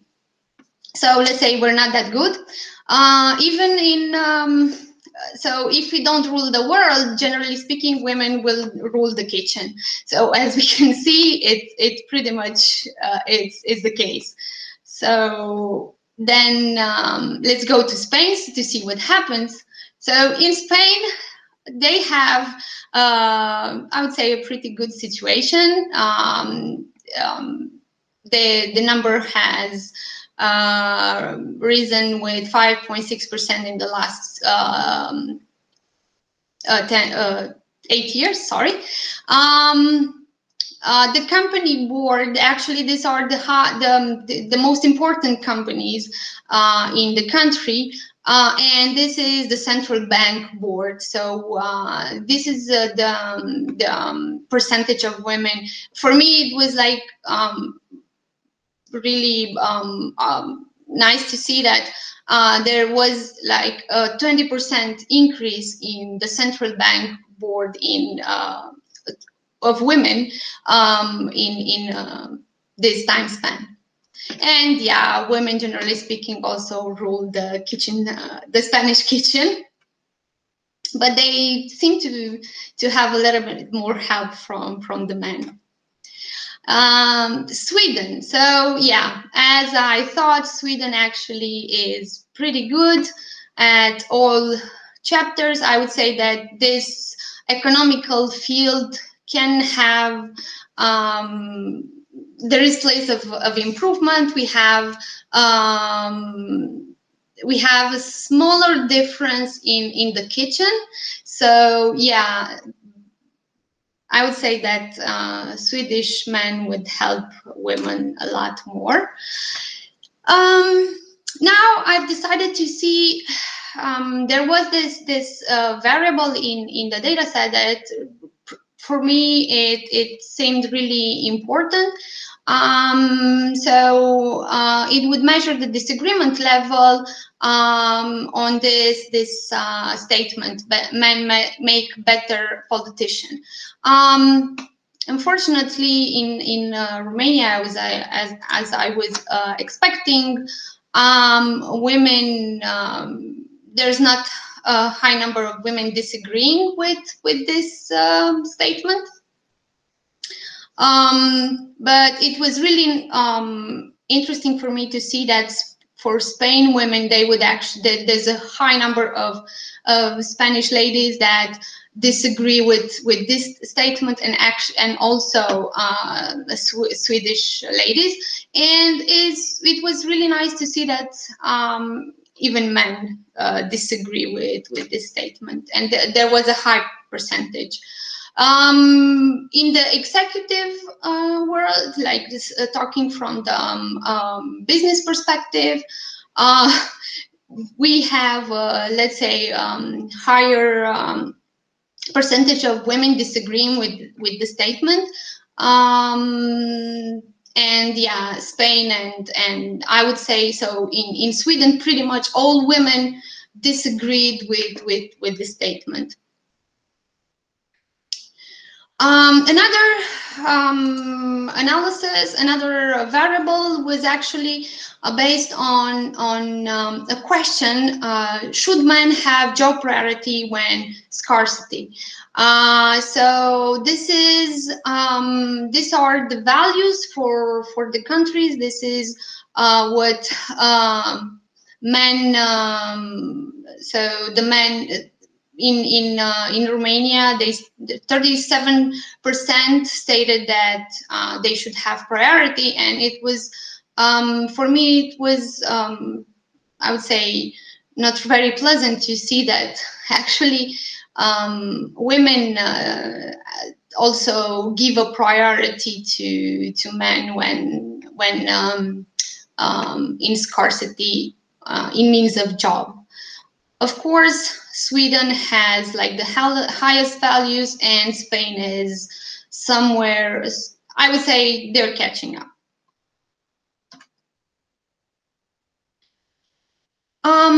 Now, I wanted to see also from the perspective of childhood, so how have we been shaped and how do we build the future is actually. There was this analysis based on importance of child qualities. We have 4 qualities that have been that I decided to analyze: independence, imagination, obedience, tolerance. This is male, and this second part is female.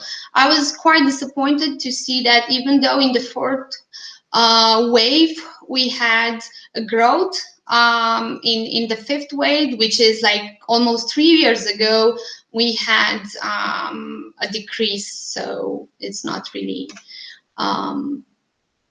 I'm not really happy about it. Spain, as you can see, they're one of the most highly rated qualities as important is tolerance and respect, and this pretty much it ranks it has the same values through all waves when talking about women. What was interesting was actually in the 2nd wave, men didn't. There was a very big difference in the way men saw tolerance and respect. But yeah, it's changed by the 3rd wave. And Sweden, as we can see, there's not that much of it. So only from the 2nd to the 3rd wave, we have a high variance, a high increase, but then it's smooth, so it didn't change that much. But they have like really high values on independence compared to the other countries, compared with Spain and Romania. So they value a lot the independence. Next, I've took variables on happiness. I wanted to see if what's the feeling of freedom of choice. So in Romania, there is a high increase from the 1st to the 5th, from the 2nd to the 5th wave. And I would say that this is actually due to the fact that this is, so these are the 1999, and then by the 3rd wave, we entered the European Union, so the feeling of freedom of choice increased. In Spain, it's pretty much steady. It decreases a little bit in the 5th wave, and but women actually in the 5th wave gave said that they have more freedom of choice. Okay. Let's see the life satisfaction. So the life satisfaction, it's pretty much the same as with the freedom of choice for Romania, for men and women as well. There is now, in my opinion, I'm not surprised on the Swedish values, and I saw that there is a small, let's say, variability in Spain, but it's pretty straightforward. And the last variable that I wanted to take into account was the money. So I had this payment importance in a job variable. So to be honest, I was a little bit surprised that Sweden actually doesn't put that much of value on the payment when thinking in terms of a job.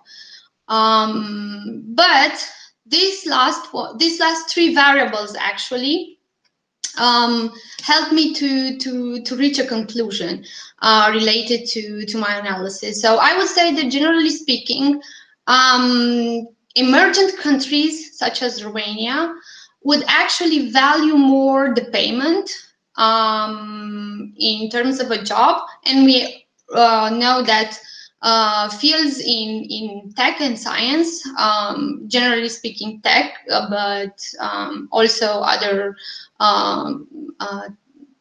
types of like STEM jobs. So emergent countries would actually value this part. So that is, I would say that from my analysis, that is why the country, so we don't have that much of a gap in terms of women and men working in tech. So on the other hand, people from Sweden, which are actually pretty satisfied with their life, they don't put a high value on payment when in terms of a job. They don't actually need to go further with this. People are women in Sweden and men in Sweden are satisfied with their lives. For my analysis, I've actually worked with these databases, so European Institute, Eurostat, OECD, and the two value surveys from World Value Survey and European Value Survey. Thank you very much. If anyone has any questions, I would be glad to. Thank you. Thanks. Thank you, Flori. Thank you, Flori. Any questions? Yeah. I think I didn't mention what I want to do next. I skipped that part. So in terms of project, what I want to do next was actually a continuation, because that what I had in mind from the beginning. I wanted to do actually a prediction model that would identify in advance these gender gaps based on the World Value Survey results and the European Value Survey. But the data set was that big. I mean, I had problems with everything, starting from like loading the data, because they had the SPSS and STARA and so on and so forth.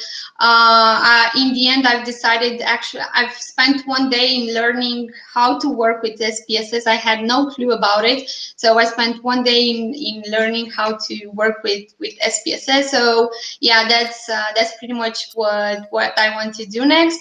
And I would also want to make available some of the data that I didn't find. So they have the European value, the World Value Survey has some indexes calculated that the European Value Survey doesn't. And those indexes, on those indices, I'm going to base my prediction model. So I already coded some like most of those indexes, because I took like the formulas from their PDFs and then put it in Python and did the coding. But unfortunately, I didn't have the time to go further with the model, and that's what I'm gonna do in the future. Nice.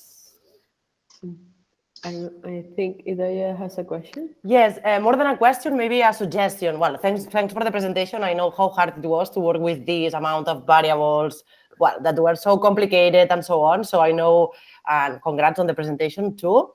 But I have one suggestion more than a question. So I think that the insights that you got out of the analysis of this, like in-deep analysis, are pretty interesting, I would say. So I suggest you to like maybe create like a post or something on Medium or towards data science or whatever platform, because I think that they are pretty interesting, you know, to show everything and, you know, to spread all those insights and all these beautiful plots that you've did, you know, I would say to all of you, no? But especially your case, that it's kind of a journalist work, what you did, no? To be honest, I had more variables, but I think I already went crazy with my timing. Yes. So I'm sorry to the next colleagues that come.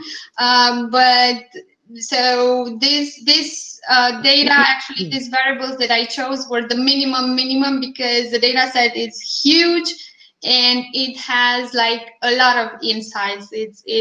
I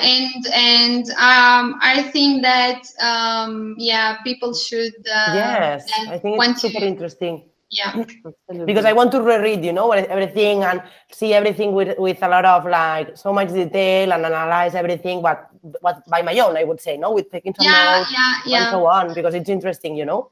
Yeah, I will also publish the data that the European value doesn't have, so those indexes. Yeah. And I actually found a mistake from the World Value Survey. Yeah. So I actually spent one day in checking my data because I thought that I was wrong. So one of their indexes was completely wrong. So they had like, I don't know, 40,000 lines of wrong data. So yeah, but they corrected like 2 days after I saw the mistake. Wow. So yeah. Cool. Thank you, congrats, Flori. Thank you. So we have 2 more left, and the next one is going to be Anna. Yes, let me show you my screen. Well, if you can see any screen, just tell me, because I'm going to share 2 screens. So, yes. My name is Anna. I'm 24, and this is my project about ecological footprint. So, since I'm a scout, I try to teach children the importance of taking care of the planet, which is the legacy we have. The planet is our home, and we are destroying our home. So I would like to help raise awareness. So that's why. In an overall view, ecological footprint is the impact of a person, of a household, of a city, of whatever on nature. So is the land and water required to produce what we consume? So the most important thing here is the biocapacity and the ecological footprints of consumption. The first one is the ecosystem capacity to produce biological materials used by people and to absorb the waste we generate. And the second one is the tons of each product that are consumed in each nation. So my objective here with the project is trying to answer this question. So for the first one, I use sentiment analysis and topic modeling, scraping from 3,000 tweets. And for the second one, I use exploratory data, and time series forecasting with data from 163 countries.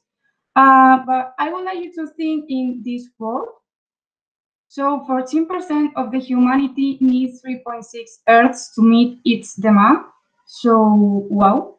So let's start with the project per se. So are people really aware of this problem? So with the sentiment analysis, in order to predict whether the tweets are positive, negative, or neutral, we can see that the opinion of society is really divided. On the one hand, people are really pessimist, really negative with the population, with the production, with the impact, with the resources. And on the other hand, people look to the future in an optimist way, knowing that it's really difficult to recover what has been lost, but it's really positive with the reduction, with the natural resources, with the population, with the improvement that governments are applying. So good. And I use shopping modeling as well with the negative and with the positive tweets. So in the first side, people use words related to what caused the problem. So population, cars, electric, heat, human, lack of resources. And on the other hand, people, well, is more positive, celebrate each change, each opportunity, and use more friendly words such as love, happy, friendly per se, help, so more positive. So with exploratory data here, I just want you to see the evolution of each land or each continent over the last 20 years. I'm not going to go deeper with these plots because I think they are very clear here. I just want you to explain what is going on with Oceania here. The problem in Oceania is Australia. During 2002 and 2003, drought affected significant areas of rural Australia. Still not the longest drought, but the hottest one. So since 2012, the drought devastated ranches, farms, and arable land. So that was affecting cropland and grazing land, as we can see here, for ecological footprint and for biocapacity. Here we have the following continent. So here, I just want you to see for the last year, which is 2016, and is that this year because companies are updating their data from one year to another, but just publishing it every 3 or 4 years. So that's why we have this year. So here we have the amount of hectares for each land. So we are not that far from this 1,200 billion. So Houston, we have a problem here. So I would like to focus a little bit my analysis in the land that worries me the most, which is forest land. Why? Because forest contributes to reduce or to balance the oxygen, the carbon dioxide, and the humidity of the air. So here we have the countries that are consume more forest land, which is Asia by far compared with the others. So what's going on with Asia? So it's the continent that has the worst ecological footprint compared with the biocapacity. If we wanted to see the countries, for sure China is going to be the worst. But for example, India is really bad comparing the ecological footprint with the biocapacity. But anyway, each country is near to overcome their biocapacity. So Houston, again, we have a problem here. If we add population before to make a forecasting of what's going to happen to the lands, here, if we add population, for sure, population have an impact on the earth because people impact the earth. And the population is always growing in each continent, which makes sense. And I would like to explain that biocapacity increased because of the ecological overshoot and the efficiency of some human activities. But this is a tiny increase compared with the demand and the ecological footprint. So this combination of the population and the consumption puts a pressure on the earth, on the planet. So here we can see each continent with the evolution of the population. I would like to explain as well what's going on here with Europe. So because we need to take into account that Serbia and Montenegro separated in 2006, yes. So here we have more data. Here we can see as well the contrast, which got my attention, between North America and South America. In North America, for sure, is because of the United States. And here we have the forecasting. If you want to see the harsh reality, which I really recommend you to do that, you can jump directly over here. And we can see that almost each continent has overcome their biocapacity, with the exception of South America, Oceania, and Africa, which makes completely sense. Oh, sorry. Yes, here. And here we have the countries that have ecological deficit, the 10 worst countries. Ecological deficit occurs when the ecological footprint is higher than biocapacity. And here is just the opposite, the ones that have biocapacity reserve, the ones that have more biocapacity than ecological footprint. So, what will the future looks like? So here we have, I just selected one country for those that have biocapacity, biocapacity reserve, and another from the ones that have deficit, ecological deficit. So what caught our attention, first of all, is this increase in Brazil and in Lebanon. So in Lebanon, what happened was the Lebanese civil war from 1975 to 1990, resulting in 1,020 fatalities and an exodus of almost 1 million people, as a result of the war. And in Brazil, Brazil had exploited economy until 1980. With the end of the dictatorship, they entered in a recession period with a slight decrease in the activity, the economic activity, and improve their environmental legislation. So the combination of the decrease in the economic activity and improve their legislation, we have this increase.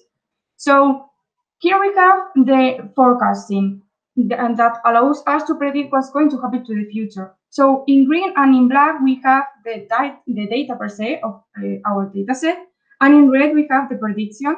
So the problem here is that ecological footprint is growing faster than the biocapacity. So for now, Brazil is more or less okay, but it's going to have problems for the future. So Houston, Dindin, we have a problem here again. And in Lebanon, well, yes, biocapacity is growing, but the ecological footprint is going faster, so they still have problems. So my conclusions over here, first of all, the information is imbalanced. Some countries have more data than others, so make it really difficult to have a balanced analysis. Countries have becoming late aware of this, so they are taking action, but it's late. But don't stop taking action. People are really aware of the issue. That makes me feel relieved. But the main conclusion here is this one. So we should be aware countries need to grow economically without ignoring the limitation of resources. So for a future analysis, I would like to find more points for time series forecasting, because the more points I have, the more accuracy my model will be. And I would like to find a data set with the human development and index and the GDP per capita, and a data set with animal species, because for sure it's going to be affected by the climate change and the ecological footprint. So this is all. So I would like to say, just to finish, that if not now, then when? So please, everyone, take action with that problem. That's all. Cool, Lana. Thank you. Really nice. Amazing. And Well done. super interesting. As Idoia said before, you should share this in Medium, LinkedIn, because people should be aware of that. Yes. Absolutely. So any question, Julia? Julia? Yes, actually, I have a question. I realized that Singapore, in your graph, it seems that Singapore is the one who has really bad, like, affected our planet. And maybe in Singapore, I know that all the government are super strict about everything. I mean, the people have been motivated to cycling, the old trains, they're kind of electric, everything very high tech over there. So what would be explanation of, like, okay, I guess the reason is that the country is small itself, and of course the country don't have the forest and stuff like this. But I mean, in my point of view, the Singapore, for example, for such a small place, is doing the best in order to be not to affect in general, to have high input. Yes, I understand what your point. You're talking about Singapore, no? Yes. So the problem is that, well, they are development technology, let's say, but we need forest, for example, to make a balance between the oxygen, the carbon dioxide, to absorb what we generate. So yes, the cities are developing all the time, but we need some lands to make like the balance of that. We need crop land, we need grazing land for us to eat. We need crop land for agriculture, for example. So yes, it's always good that a city develop, but we need to take care of the limitation of the resources as well. So yeah, I think the problem is here that Singapore just do not have a space to do so. And just recently I watched a documentary where they were saying that they started to have gardens on their roofs. So I think in the future they're going to be the one who are going to be like going to tell all world how to do it. But okay, thank you. Maybe that's why we are eating artificial food, let's say. So yeah. I have a question. Well, congratulations, Anna. Super well presented. And I saw that you were using Power BI and a lot of things at the same time, which is dashboard. I have one suggestion too. So with this, I think that one of the like best places in which, or best scenarios in which we can take actions or like make some kind of conscious to the societies with starting from the very basis. So when we have, well, with the kids, let's say, no? As you have the opportunity to work with the kids in this summer camp or the scout camp, why don't you show them, let's say, this dashboard that you've created? Because I think that kids nowadays are really visual and they are super used to technologies and like a lot of info and so on. I think that one of the suggestions that is, I don't know, do a small talk of 5 minutes, not more, because kids doesn't have a lot of attention. Let's say 5-10 minutes with these visual tools and so on, because I think that, well, we have to start from, from the early kids, Yes. I'm lucky that I'm in charge of children with 16 and 17 years. So they really aware of this problem, and they have been encouraging me these months, because I couldn't go to the camp because of the course. So they have been encouraging me, and my group, my scout group, asked me if I can share the project with them, with the families and with the rest of the community, let's say, of the community we have. So do it too. Apart from like maybe publishing an article or something, I think that, well, it's a good opportunity, you know what I mean, to show them. And another question that maybe is more for curiosity. I know that there is some kind of like agreement that on 2025, 0 emissions of CO2, which I found it impossible because, I mean, even if we are using electric cars, we need to produce electricity, and electricity generates CO2 and so on, so contamination, so it doesn't make sense. But it would be interesting also to see, the evolution, and not to stop the project, let's say, to try to fit this dashboard that you have and with new info coming from next year and the 2020, which was locked down. Yes, I think that is a project that has no end. Yes. So, yes, that's no. Very cool. So congrats, Thank Anna. You. Thank you. Nice, Anna.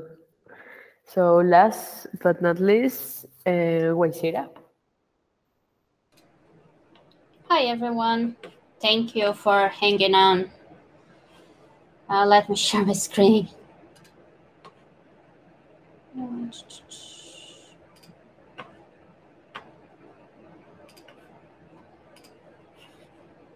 So, can you see my screen, everyone? Yes, yes. Okay, good. Yes. Okay, so my name is Guacira. I'm from Brazil, but I have been living in the UK for the last 6 years.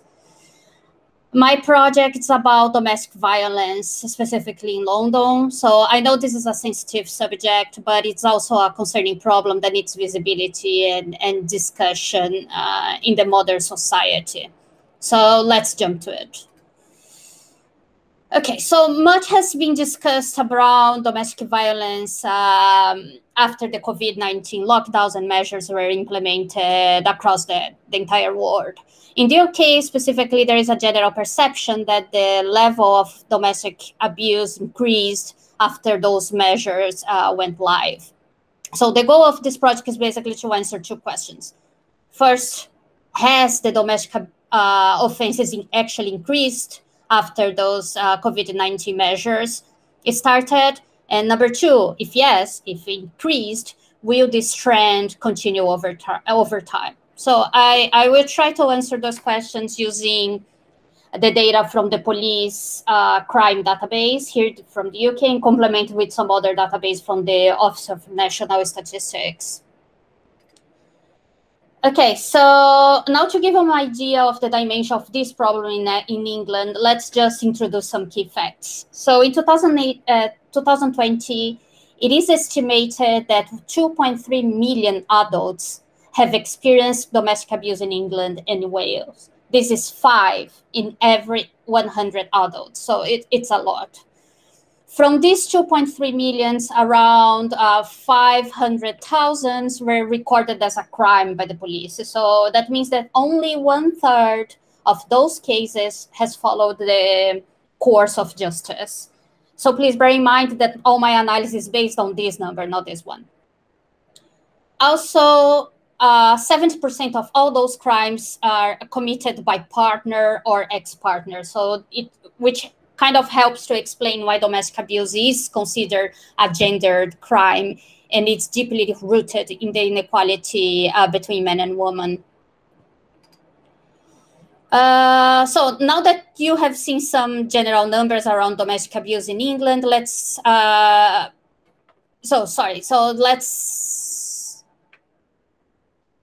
we've seen the kind of an idea of the dimension of the problem in England. So let's just talk about the general crime in London.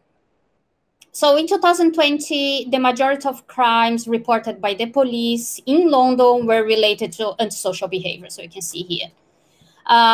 The second most common crime is violence and sexual offenses. And just to have an idea of size, from these 224,000, 93,000 were related to domestic abuse. So in terms of geographic distribution, so you can see that the criminal activity is pretty much concentrated north of London and some regions in the south, like Croydon, which is actually the most violent borough in London. So what was the impact of COVID-19 measures in the overall criminal landscape in London? So just to give you a little bit of context, because I know you were not necessarily in the UK, so you don't know this information, but the first lockdown started here in March 2020 and ended in July. Then we got a second lockdown in November, so here, just a short one. And the third lockdown, longest one, started in January 2021 and ended in May 2021. So we can, just to confirm the information that we have seen before, so we have this huge peak here in antisocial behavior, which was pretty much driven by lockdown rule breakers. Here in this chart, it shows how much the average crimes, the monthly average crimes increase in the post the first lockdown started versus the pre-COVID period. So we can see here again that social behavior increased around 8%, followed by bicycle theft and drugs. And as you can expect, some of those crimes actually decrease. Crimes like burglary and theft, pretty much because everyone was locked down at home. So now that you understand the general crime landscape in London, let's deep dive into some domestic abuse numbers. So here in this chart, this brownish line here is the total crime. So it's the same information as you've seen before. And this red one is the only the domestic abuse ones. So we can clearly see here that there was indeed an increase here during the first lockdown, reaching the peak when the lockdown actually ended, 1 month after the lockdown ended. And then another small peak here during the second lockdown. And then again, we see this huge increase after the third lockdown.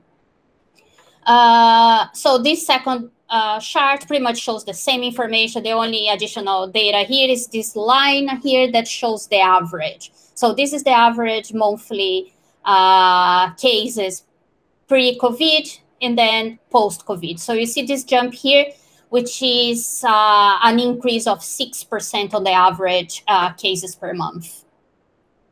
So in terms of geographic distribution, again, just to show that it happens across the whole London with very few exceptions. And you can see here in the map that it follows pretty much the same pattern as the general crime. So we can see here those, Croydon is also the most violent borough. Okay, so far we saw that there was indeed an average increase of 60% on the domestic violence crimes after the COVID-19 measures took place. So this actually answered my first question, that the domestic offenses indeed increased during the pandemic period. But how does it look like over time? So to understand this trend, I extended my data set back to 2017.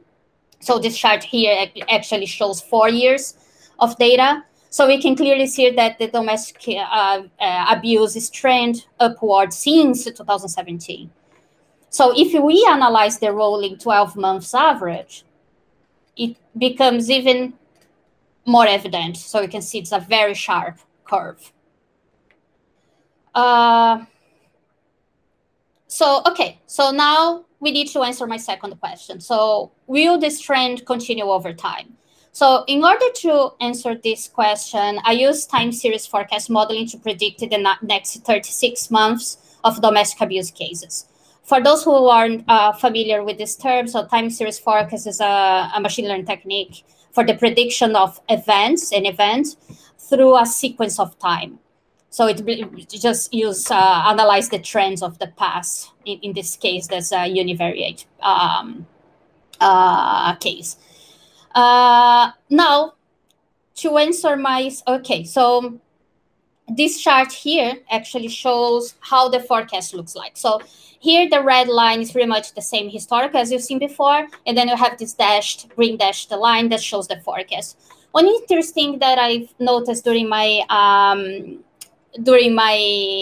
modeling is that when I was working on the time series and decomposing my time series, actually, I realized that there was actually a seasonality in the domestic abuse offenses.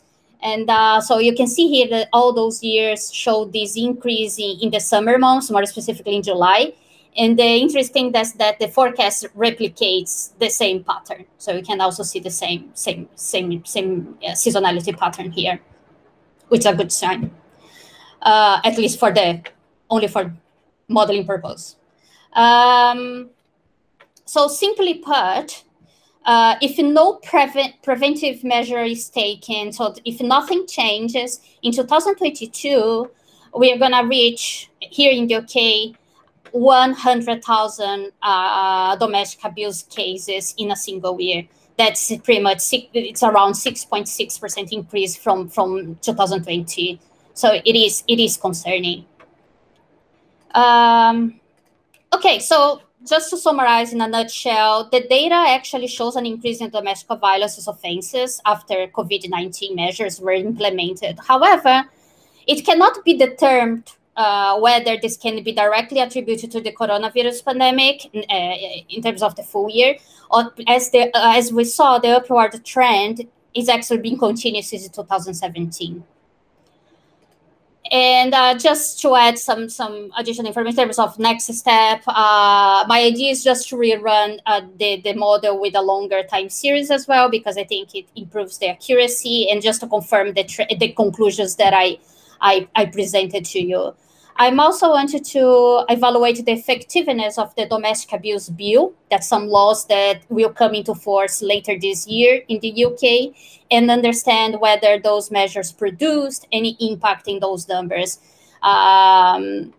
hopefully positive impact. So that's all I have. So thank you so much for being here. Wow, amazing. Amazing. Amazing. Hard, but amazing, no? Yeah.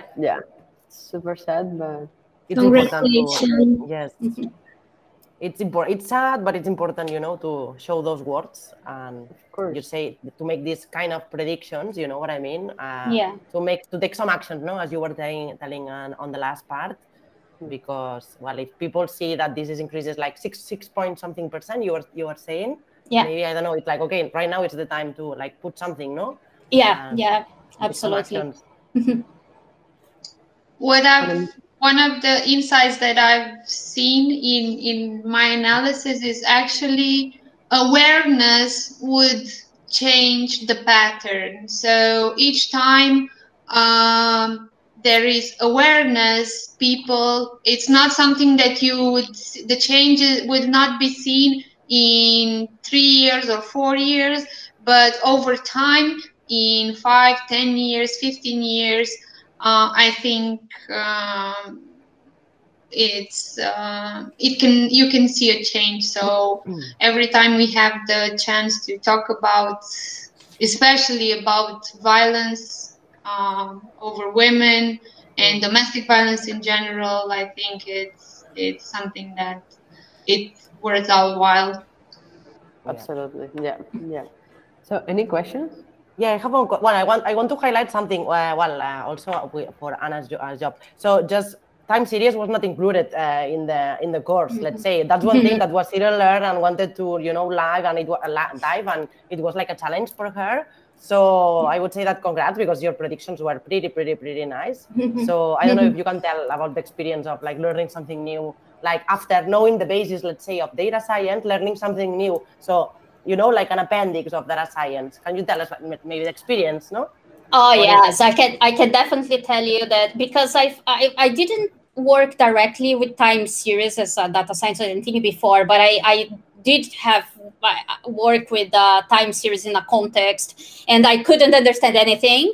I had no idea what happened, and I can tell you that after going through the classes and going through the course, the learning curve was super fast and quick. I mean, it took me like half a day to understand the concepts, if it's something completely new. So, of course, it was a challenge itself, but I can tell you definitely that the base that I've built all those weeks helped a lot. That's nice. So that means that you can learn everything now. Yes. All of you, eh? For sure. Cool. Congratulations. Thank you. Well, thank you, guys. It's been an amazing demo day. All the projects were super interesting. The presentation super smooth and clear. I just want to congratulate you all, and also to Idoia for these amazing and intensive weeks.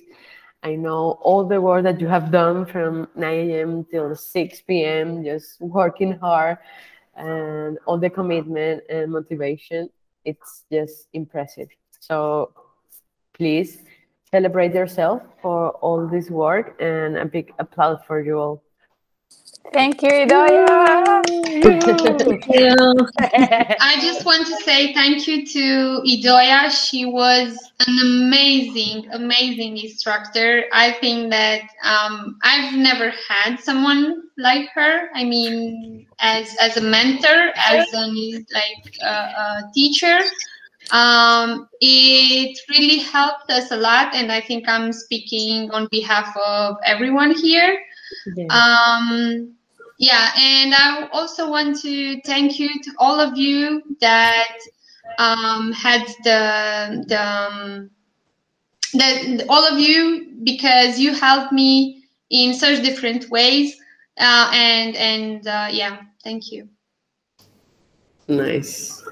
That's good. It was a pleasure, you know, to know all of you, to see your learning curve, to see your evolution as a baby tech, from baby tech to like adult, let's say. So pretty nice. Now, well, now it's time to enjoy that moment. Drink a couple of wine, not a bottle, but let's say a glass of wine. At least, well, a glass of wine. Enjoy this success, and well, you know, relax yourself, and well, you have to be super proud. You know what I mean? Now it's, you know, it's just the very beginning. This is just the very beginning of something really, really beautiful. Exactly. Time to fly. For sure. You will be receiving your certificates, your feedback from Idoia, and also a post-bootcamp recommendation. Yes. Okay. Thank you. See you tomorrow at the SQL session. Yeah, thank you.